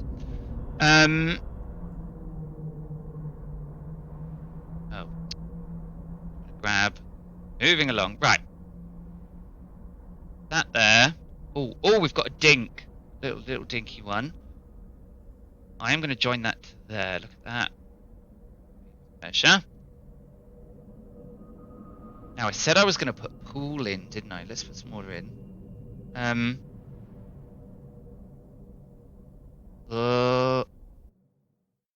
Pond. Let's do it. Switch these off so that I can have some control. Now, don't mind too much about rotation, so I'm going to switch rotation, but size. You heard it here, folks. Size is everything.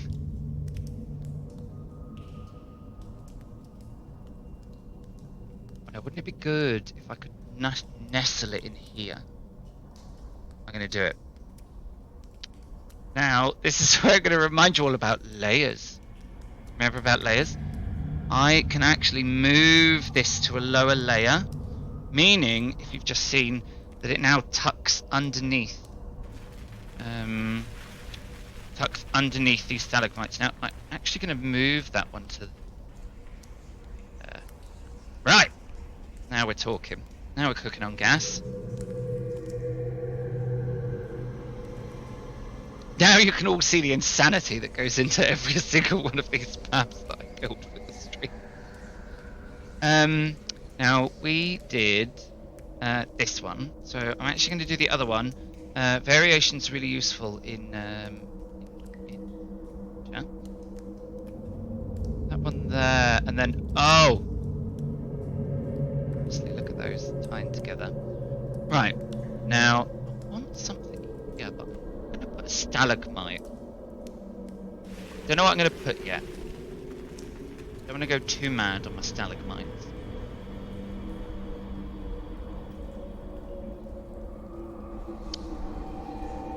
Now, sometimes you just need a bit of inspiration. I don't really know what to put here. So what I'm going to do is I'm going to have a little look at some of the props in areas that might fit or are a little close or are absolutely completely wild.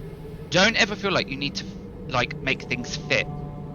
When I did the map for the Shadowlands, I actually was putting some high elven statues. There's a high elven section here, so honestly this really does fit in with, oh gosh, look, there's some really amazing high elven stuff in here, and it's all very it's very elven. It's all like, you know, graceful lines and things like that, and I kind of wanted to have that elven feel in the garden, the garden of the Shadowlands, if you remember, corpse garden as it turned out to be. And so I grabbed out one of these statues, but then I went down here to the Shadow Realms, and I saw some of these, like the evil archway. Here it is, evil archway, and I realised if I lined them up really well, I could layer an evil archway on top of a elven statue 1, and I could layer them so they fit really, really nicely. And I'm going to make a Lord of the Rings reference here. If you remember the scene in Lord of the Rings when Frodo encounters the statue's head that had flowers, and there was a little beam of sunlight, really pretty scene, beam of sunlight fell on it. If you remember, turn around, the original statue, the orcs had taken the head off and put something horrific on top of it. Gave that feel, and I loved it. So don't feel like you want to look at things that match. Have a little explore, because sometimes you find the perfect prop in a completely random place that you just would never have looked if you weren't just poking some buttons and seeing what's about. Now we've got these prison things. Not sure I'm feeling prison in this gap here. There's dwarven things, however. Now that could be quite interesting. Look at these runes. Now, there is a circle of runes. I'm sure there's a glowing sigil.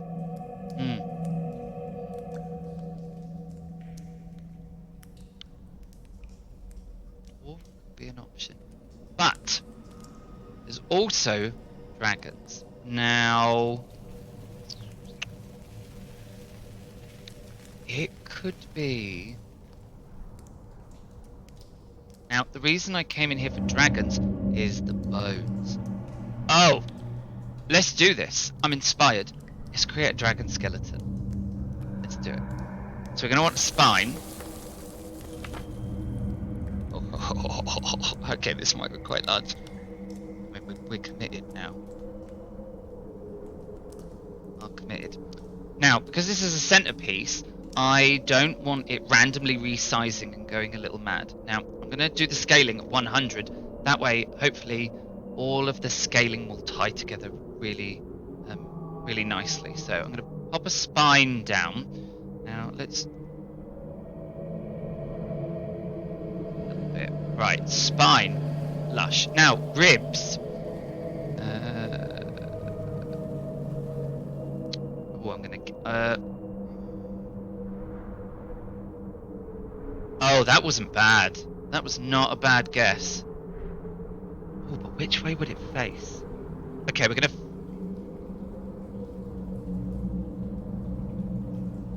check something. There's a really awesome thing called the path tool.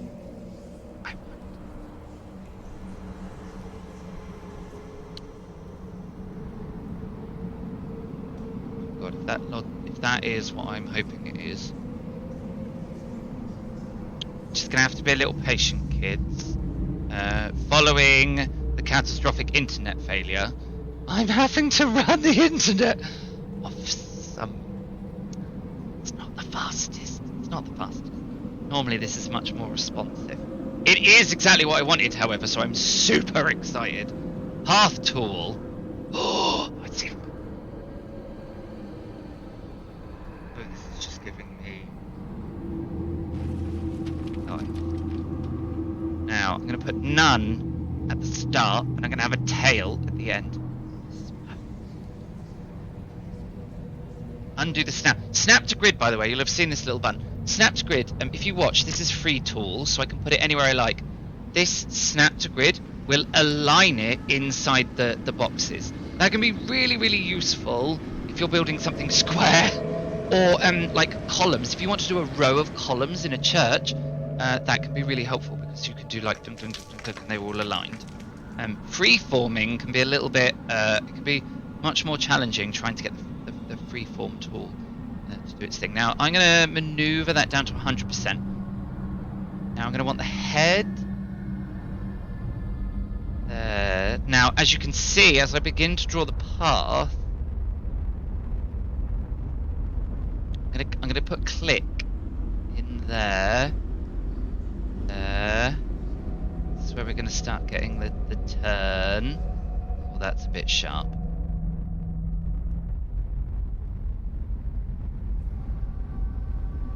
Okay, what do we think? I think end. It's a little sharp, don't you think? Let's edit the curve and just ease that out a little bit. Add a point. Sometimes adding points in could just ease those curves a little better. Right, how does that look? Okay.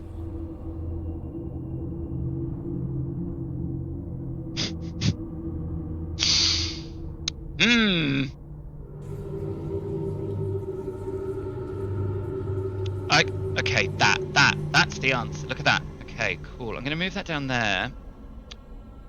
Oh, I'm actually going to rotate it a little bit. If you press the R button while you have something selected, it brings up this nifty little thing, and then you can do like plus. No, I'm going to do a minus 45. I want it. Oh no, that's way too much. Ah! Ah! That's not giving me that's what I wanted. Right. Now we're going to go back to props, and we can now add those props in. Now, rib cages. Let's get some rotation on this. I'm going to rotate it by 90, and then I'm going to do a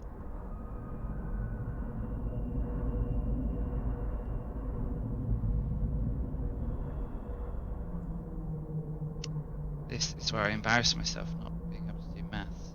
It's not enough. You kind of do have to explore a little bit sometimes. What's really useful is that R trick that I showed you. You can use it here, and you can do like +1 degree, so you can get some real fine detail out of it. Now, what I have realised, I'm going to edit this curve again, actually, and I'm actually going to make it a little bit longer. Not there. Now, what I am going to do is I'm going to change that, and I'm going to make it shrink. Now, I know that seems a little. I'm building the neck of the dragon, so I want it to kind of shrink a little bit. Maybe be a tiny little bit longer. Oh, and that's definitely got to have at least a gentle curve in it. Okay. Cool. Now, you can duplicate. Control D is the duplicate button. And then, because I've created a duplicate, I'm actually gonna use the flip vertical button to flip it over. Lovingly, this one has also flipped. Okay, I kind of like it. I wonder if there is like a damaged rib cage.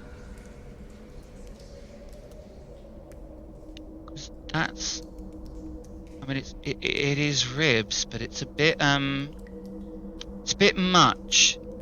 Okay, I'm gonna search. I'm gonna search in the prop library.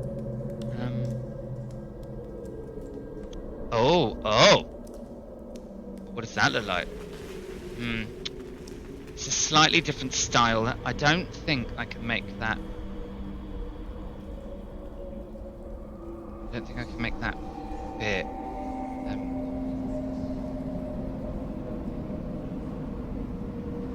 Oh, well, and that's just clearly a person's one. Oh, I can't type or spell today. Look at that. I'm just gonna.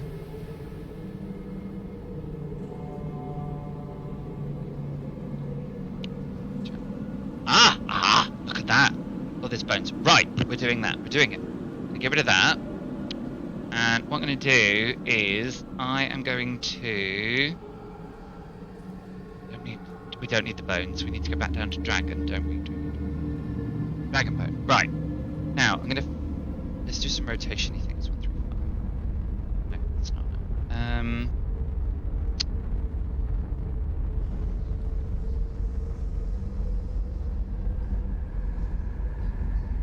Heading in the right direction, but no, I'm going to flip it so I can get the thicker end. I'm going to shrink that down a bit. So basically, I'm trying to make a matching rib. Smaller. Now, what I'm going to do is I'm actually going to go into scale. 90 was the biggest. I'm going to go with. Yeah, I have to hit enter. I do this a lot. I'm going to go with the smallest is probably 225. Right, I'm going to. Pop 1. Pop 2. I'm going to change bone to 240.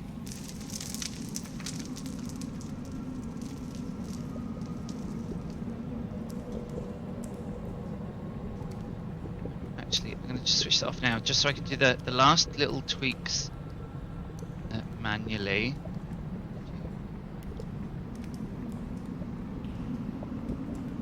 Fit that in. Alright, and then I am actually just going to do.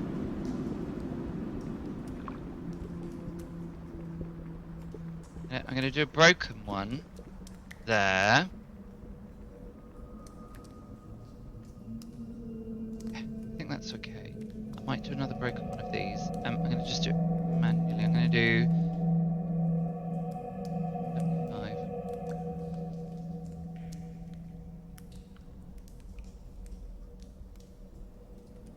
I'm going to put that right over there. Okay, cool. Dragon wings. Right, we've got some dragon wings. Let's put that one there. Oh, holy moly. Today is a day. It's a day. It's a day. All I can do is apologise, really. I'm so sorry. I don't really know what's going on. Clearly the internet and I are not friends today, but we are just going to smile and carry on, and I'll cry about it later. I'm going to put the other wing in. I've put it at a slightly jaunty angle, kind of giving us that vibe. Right. Now, claws. Oh gosh, that's mahoosive. I'm going to shrink that down a bit. I'm just carrying on, by the way. I'm just going for it. Welcome back, everyone. Welcome back. Let's put some rotation on this bad boy. Now I'm going to put one there. One. Increase that rotation.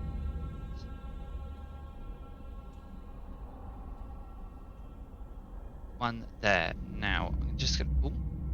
I'm just gonna quickly... You remember... Think about layers. I'm just gonna quickly tweak the contents here. I'm just gonna put that... that offending claw that you can't see. That offending claw. I'm just gonna pop it under the bone. There you go. Look at that. Right, let's bonk some bones in, so that it all sort of cohesively gels together. I should probably do the other claw, shouldn't I? Doop-a-doo.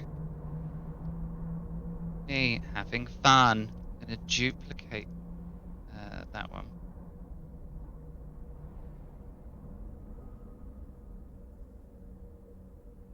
There. Right, let's do get a twist in it. And then I'm going to flip it. So, and I'm going to flip it. So obviously it's the right one. Then I'm just going to drag it so that it's underneath everything. Look at that, lovely. Let's just chuck some bones in so that we have some leg bones. One there, and then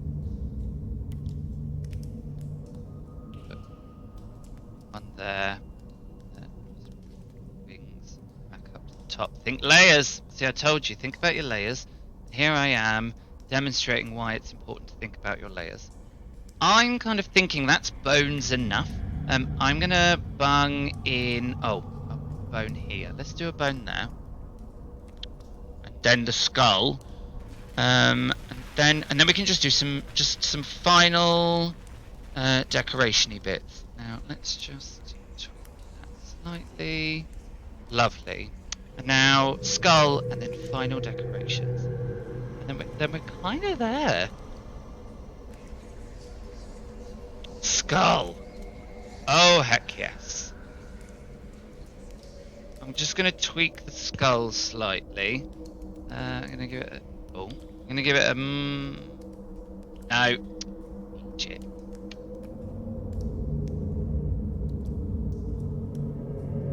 In. That. What do you say? What do you say? Look at that. Oh, let me shut this down so we can see the whole dragon in its glory. Look at him! Or her. Or them. Any of the pronouns. Them. Z. All the things. We're inclusive.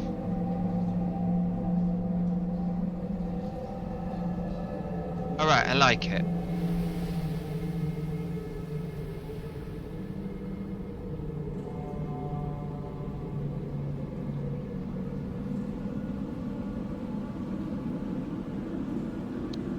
I've had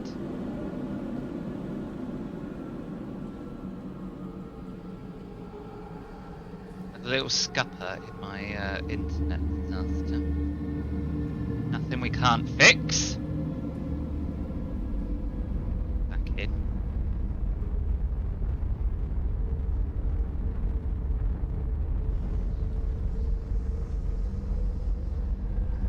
Right, lovely. Add now. This is it. If you remember, everyone, when I said really want to think about doing your layers properly. Unlike me, who is now putting layers back in because of technical issues. I love technology. I love it immensely.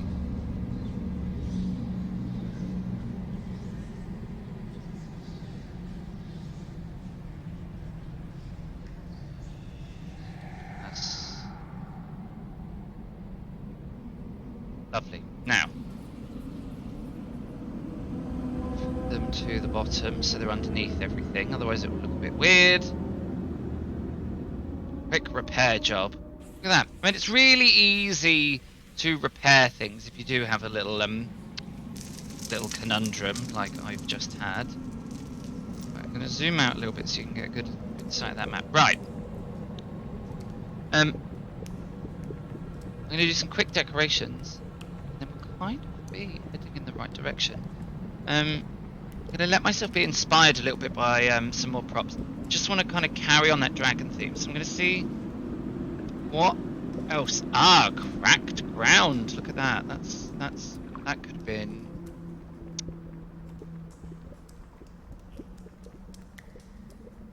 Scratch marks as well. Look at that. That could also have been. Oh, well, too late. Let's not cry over.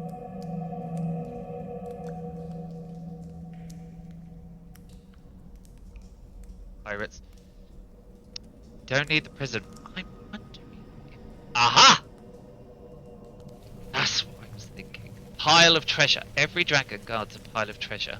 So I'm just going to add that in, and then I'm just going to scooch it down because I wasn't planning on putting a pile of treasure in this. I'm just going to scooch that down.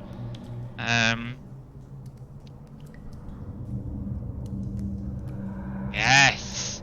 Okay. None of you just saw the fiddling about, but there you go. Look at that. Look at that. There you go. So, pile of treasure, dragon skeleton. I'm feeling the vibe. I'm feeling the vibe. Let's just do some last little bits. Now, in a cave, I like to throw in just rocks and debris. Really, not a cave in, but just sort of rocks and debris that kind of mess up all these edges, really. So I'm gonna go up here. I'm gonna try and find some rocks, of which there are many. No, wrong colour. I think these are black. Yep. Brown colour. Oh, they're kind of all kinds of colours. Oh, that might do us if we make them darker. Just gonna check though. Oh. Oh, what do you think? I'm going with it. They work really nicely. I'm gonna put rotation on to just create variation. Oh, and there's different types. Oh, and they all match. This is great. Look at this. This is awesome. And if you put them really near the edges, they kind of tuck in. One of those like eureka moments where you're like, clearly someone smiled upon me.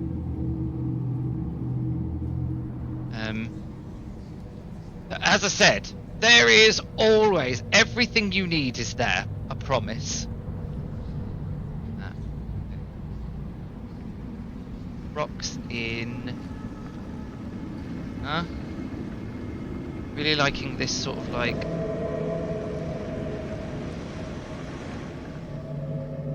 Alright, so that's kind of given us a little bit more feel. Let's put some in here. For this, I'm actually going to adjust the scale. Let's make it 50 to... I have to hit enter, I always forget. 50 to 150. No, let's just do 100, because the original size is actually really good. Oh yes, look at that.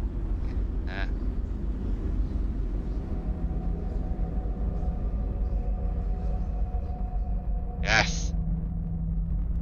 Feeling those crumbled rocks. Look at that. I'm actually going to drop that smaller one. Just going to drop that smaller one down.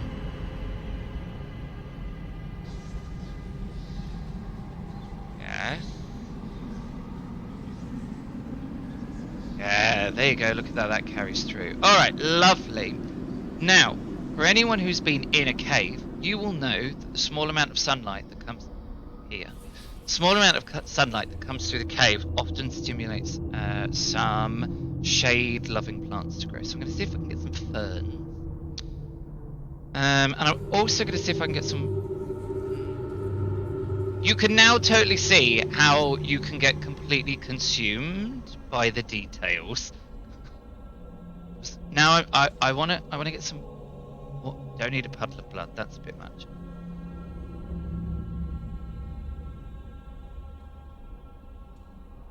Puddles of blood. Water.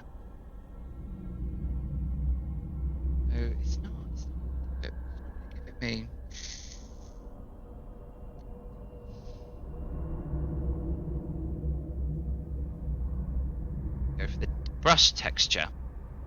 I'm just gonna have a little peek. See if I can just.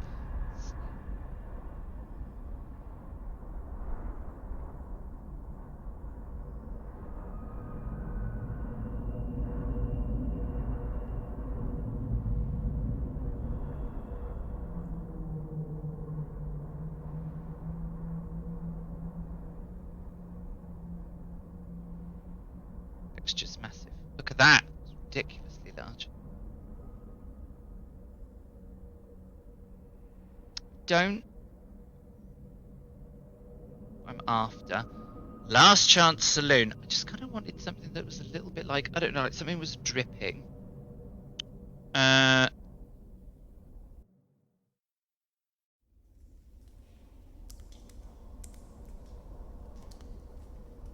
have clicked that just.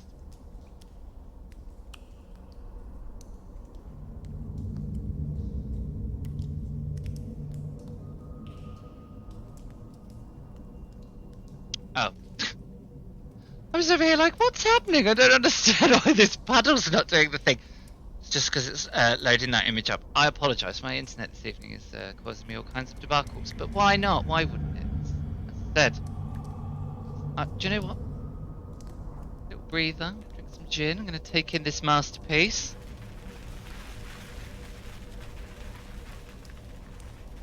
Not even gin. It's beer. It's been an evening. It's been an evening, chat. But this map, I'm living for it. We are creating a piece of art here. Now we were searching for water. Just gonna have a look. Don't need water lilies. A puddle of water. I'm not sure. Don't need a barrel of water. We're not gonna have a waterfall. Oh, it's just too blue. We're not gonna have a waterfall. There are some absolutely incredible. These water terrains are great. I wonder if.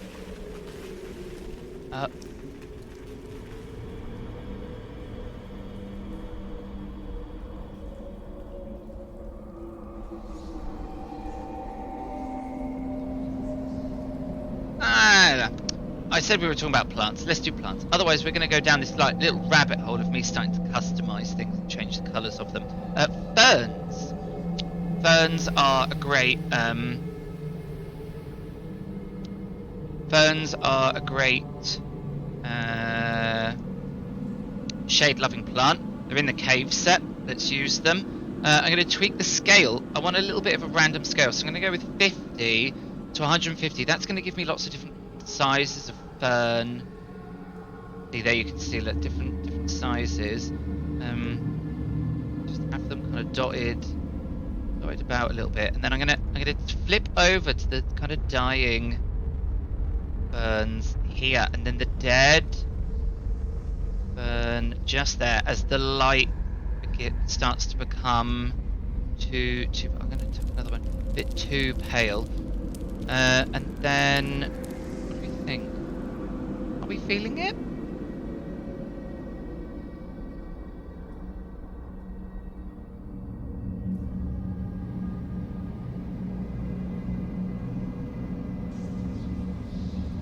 I'm sticking with it. It doesn't need to be perfect. I kind of like I do kind of like it, but I'm not sure about it. I feel like I might want to tweak it a bit. Don't have the time. But look! Oh my god. Look! Right there. Just zoom in. Just zoom in so you can see it. Right? Drips. Like actual drips. Told you. You randomly find things. I wonder if there's normally different versions of the same. No, that's two, right? Oh! Look, I wanted drips, and I'm gonna get them. I'm gonna use the big rain. That's huge. No one needs. We don't need that. It's half that size.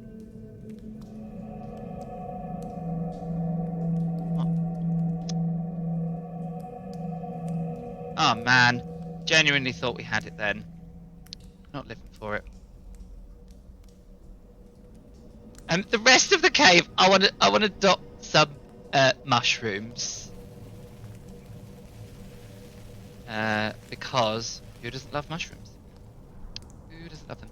Oh, let's do something really clever. A couple of the mushrooms.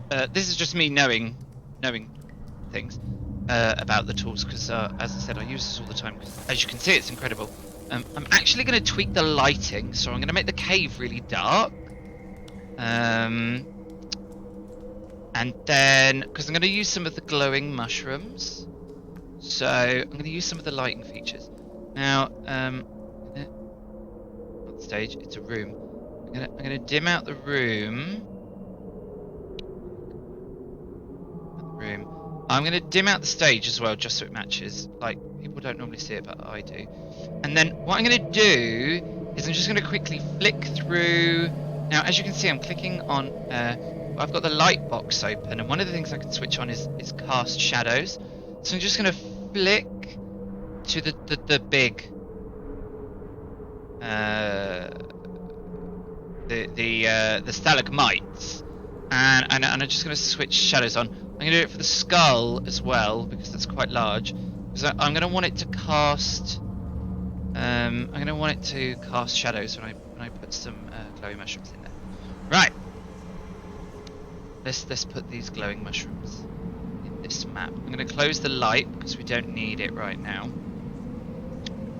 Don't need cyberpunk. Don't need fantasy. We need cave. Crystal ore, glowing mushroom. That's what we wanted. Little glowing mushrooms. I'm going to change the scale. I'm not going to do 150. I'm going to do 100. Oh, they're so cute. Oh yeah, no, I love them. Over here. Oh, heck yes. Okay. Yeah, cool. Cool. Now there are some other mushrooms in here as well that don't glow. White mushrooms. Oh god, that's elusive. Not too big. Scale that bad boy down. No, we need. Yes, look at that. I'm gonna. Should I nestle? No, let's not nestle. Let's. There, look at that. Pop those in there. This is what I love about DGNFog. You can create these.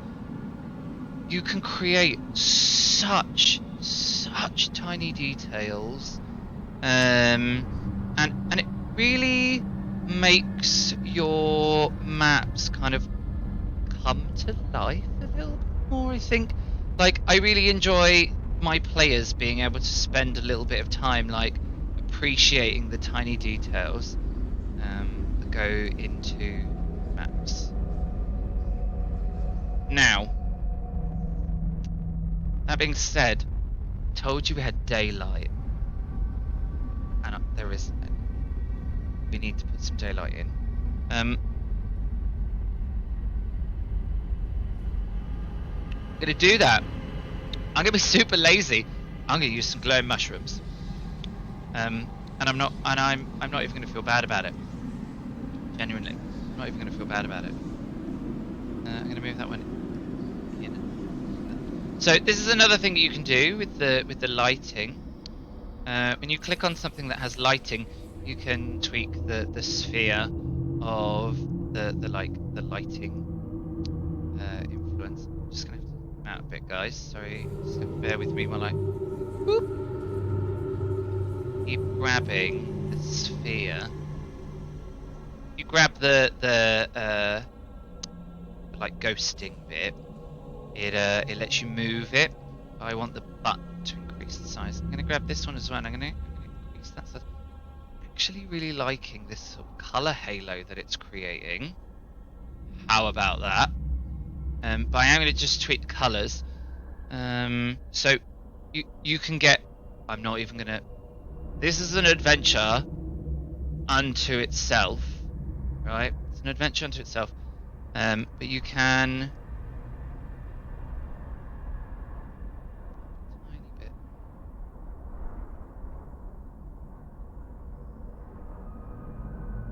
Okay, actually, now that I've done that, should have done it this way. Should have done one and then done the settings for it after. Just quickly switch the light sources off.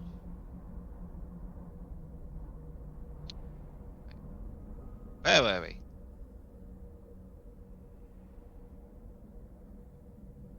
Oh, yes, that colour. That's what I wanted. Grab it.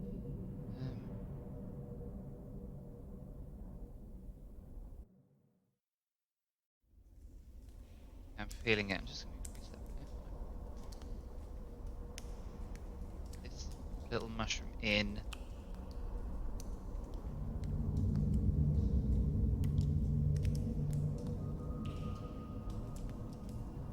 Right, so I've moved the mushrooms in. Now the reason I was a little bit lazy, and I decided that I was going to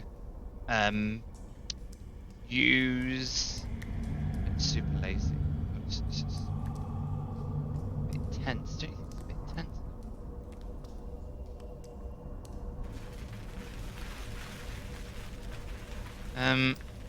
God, yep, you can now see I'm going down the rabbit hole. The reason I've decided to use the mushrooms is just basically because I have them at hand. I can tweak the lighting, colours, and then what I can do afterwards, I can seal the mushrooms.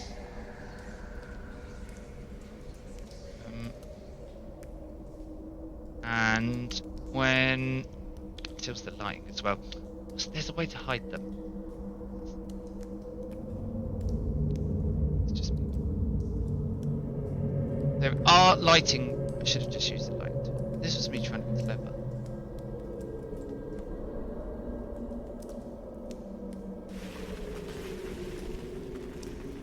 Right.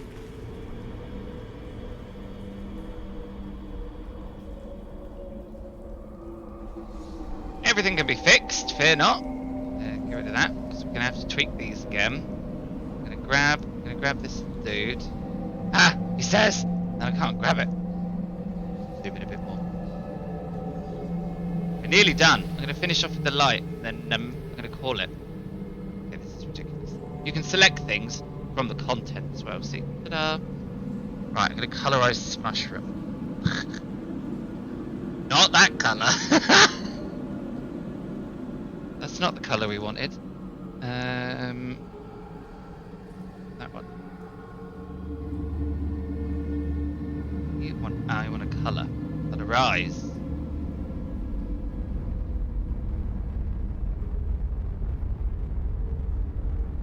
Yeah. I'm not fretting about it too much. We keep hopping in because I keep 36.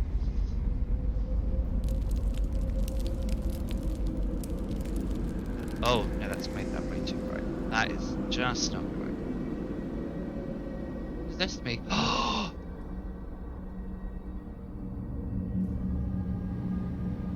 That's how you hide things.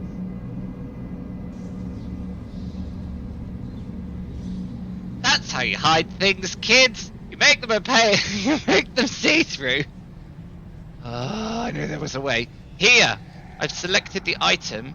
You can, so when you can see this, oh, you can't see anything, can you? Here, teeny mushroom. I've made it like a sunshine colour. I was trying to disguise it. And then I realised that I was being a complete...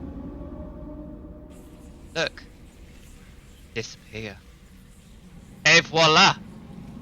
Look at that. So what I'm going to do, put a few more in. So I'm just going to select it. Control D, everyone. Vitamin D, Control D, look at that. Just plot it in. Look! Sunlight spilling into the cave. Can you believe? That actually looks really good. I'm so glad I recorded this, because I can come back later and work out how I did this, because that actually looks really good. I'm super happy with that. Right, so, sunlight spilling into cave, ferns, don't like. I'm going to move this mushroom. Actually, the reason I'm going to move this mushroom, I know I'm going to put this mushroom all the way over here. I like my players to come into a little bit of darkness. It just seems a little bit more ominous. Right. Zoom out. There you go, curious kittens. Dungeon Fog. Isn't it awesome? That was just a quick whip through, really. I had no plan whatsoever. We created a narrative of we were going to do a cave or a cavern, and then we just basically kind of just let Dungeon Fog inspire us. So here we have the lost cave of this very scary dragon. This would fit in with all kinds of things, like, you know, if you were running a D&D campaign and you needed you know, you could do a fearsome story of a dragon that hasn't been seen in a while, and your players go and investigate and realize that the dragon is deceased, and then there is a pile of treasure. If you're going to take that as a storyline, you're going to build a map similar to this. Please, please, please, Fizban's Treasury of Dragons. There is a horde mimic. There you go. Look at that. So we've built a map. We had a bit of a story. We've built a map. So the actual, if this was D&D, it's not, but you know, if we were going to run this in a D&D game, I'm going to have the villagers tell a story of an ancient dragon up in the mountains. Players are going to come. They're going to find this mysterious cave. They're going to come in, and they're going to find the dragon, but the dragon's a skeleton, and they're going to be like, "Wow, there's a massive pile of treasure." And then the encounter's actually going to be, that's a horde mimic, and the players are going to get the fright of their lives when they try and take some money, and the whole pile of gold is actually it sprouts a gigantic mouth and tries to eat the players. Honestly. Welcome back! Or at least I'm hoping that I've come back. If I could get the mod just to confirm that I'm that I'm back. Just gonna smile. There's so many reasons for tears later. Yay! Alright. Literally I was just saying, and there you go. We have built our map. That is our crazy dragon map. There you go. Look at that. I mean, I had quite a large play area which we could build. But there you go. That is our completed map, and this is basically how all of the maps in the society are created. This haphazard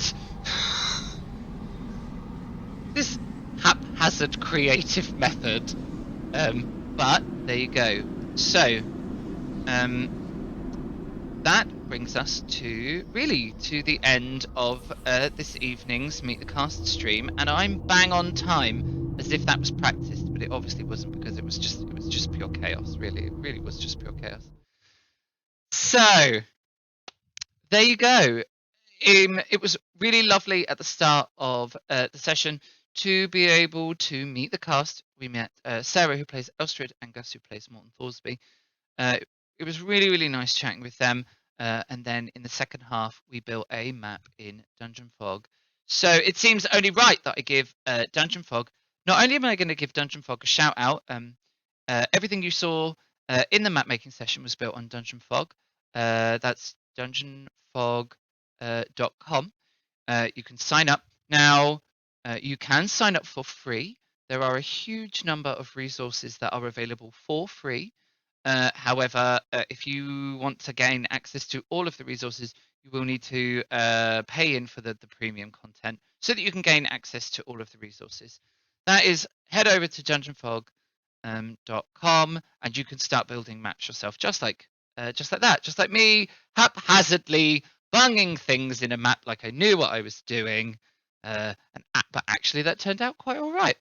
I also want to say a massive thank you to everyone at Dungeon Fog for shouting us out in their story today. That was a huge. I jumped up and down a little bit when I saw that the guys over at Dungeon Fog had shared our story. Thank you so much. Every little helps as we really try and work towards broadening the reach of our channel so that we can get more people to hear the crazy and wonderful stories that we tell. We're going to head over to the credits. We don't need to wave at the cast; they've already run off and left you with me. We're gonna head over to the credits. Not all of them are relevant, but I'm going to say thank you anyway to all these amazing people. Why? Because they're all amazing contributors to the society. This is where I kind of try and look at you and try and read this and keep up with it, and it just turns into chaos. But you love it. We're going to say a huge thank you to Shusha for her amazing character art. Did we see any today? I don't think we did see any today, which is a shame because the character art is incredible. Catch up on YouTube or come back next week on Sunday and you will see some more of the incredible character art that Shusha made for us at the Society. All of it is absolutely amazing. If you want to go and see more of her incredible art, head over to her Instagram at Shusha UK. Johan Egerkrans is the original creator and artist of the Vaesen artbook. An absolutely stunning book. Being the artist and the creator of the original Vaesen book is then the inspiration for the creation of the Vaesen RPG that was made by the incredible people over at Free League Publishing. So, if you want to see some more of the incredible Vaesen artwork, see if you can get hold of the original Vaesen book by Johan Egerkrans. If you're interested in playing Vaesen RPG for yourselves, head over to the Free League Publishing website where you can buy all of the resources that you need to run your game at home. Roll20 is our usual virtual tabletop, although we didn't use it this evening. Come back next week and you'll see us using Roll20 as our VTT. Tabletop audio did feature, actually.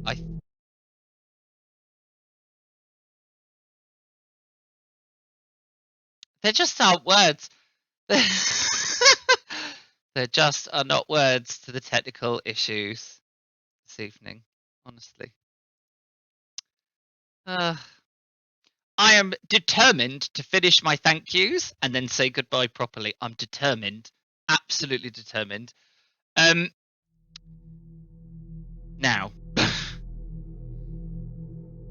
Credit roll's going to creep up real slow. DGNFog. We were saying thank you to DGNFog. You saw the amazing assets and the incredible interface that you can that is DGNFog. Please, if you want to create your own maps, head over to their website at dgnfog.com. The overlays were created by myself using the Val here runic translator. And we didn't hear the intro music. There is normally intro music, and that was made by Music Maker Jam. That was made on Music Maker Jam by me as well. I want to say a huge thank you to everybody that came to our stream this evening. I really hope you had fun getting to meet our cast and seeing the map making process. I really hope that you enjoyed it and found some value or at least some entertainment in it. We will be back next week with our usually scheduled program where we will continue the murder mystery in Borgund and find out what on earth is actually going on.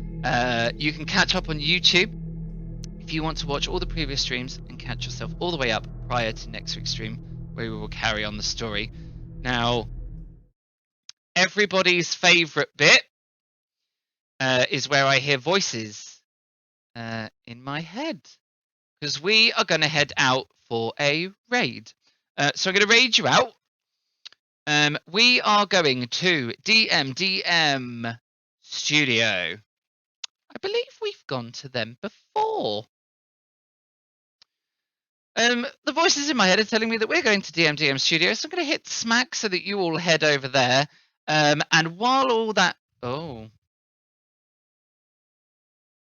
It's because I can't type or spell. Sorry, voice in head. It's just not. It's not.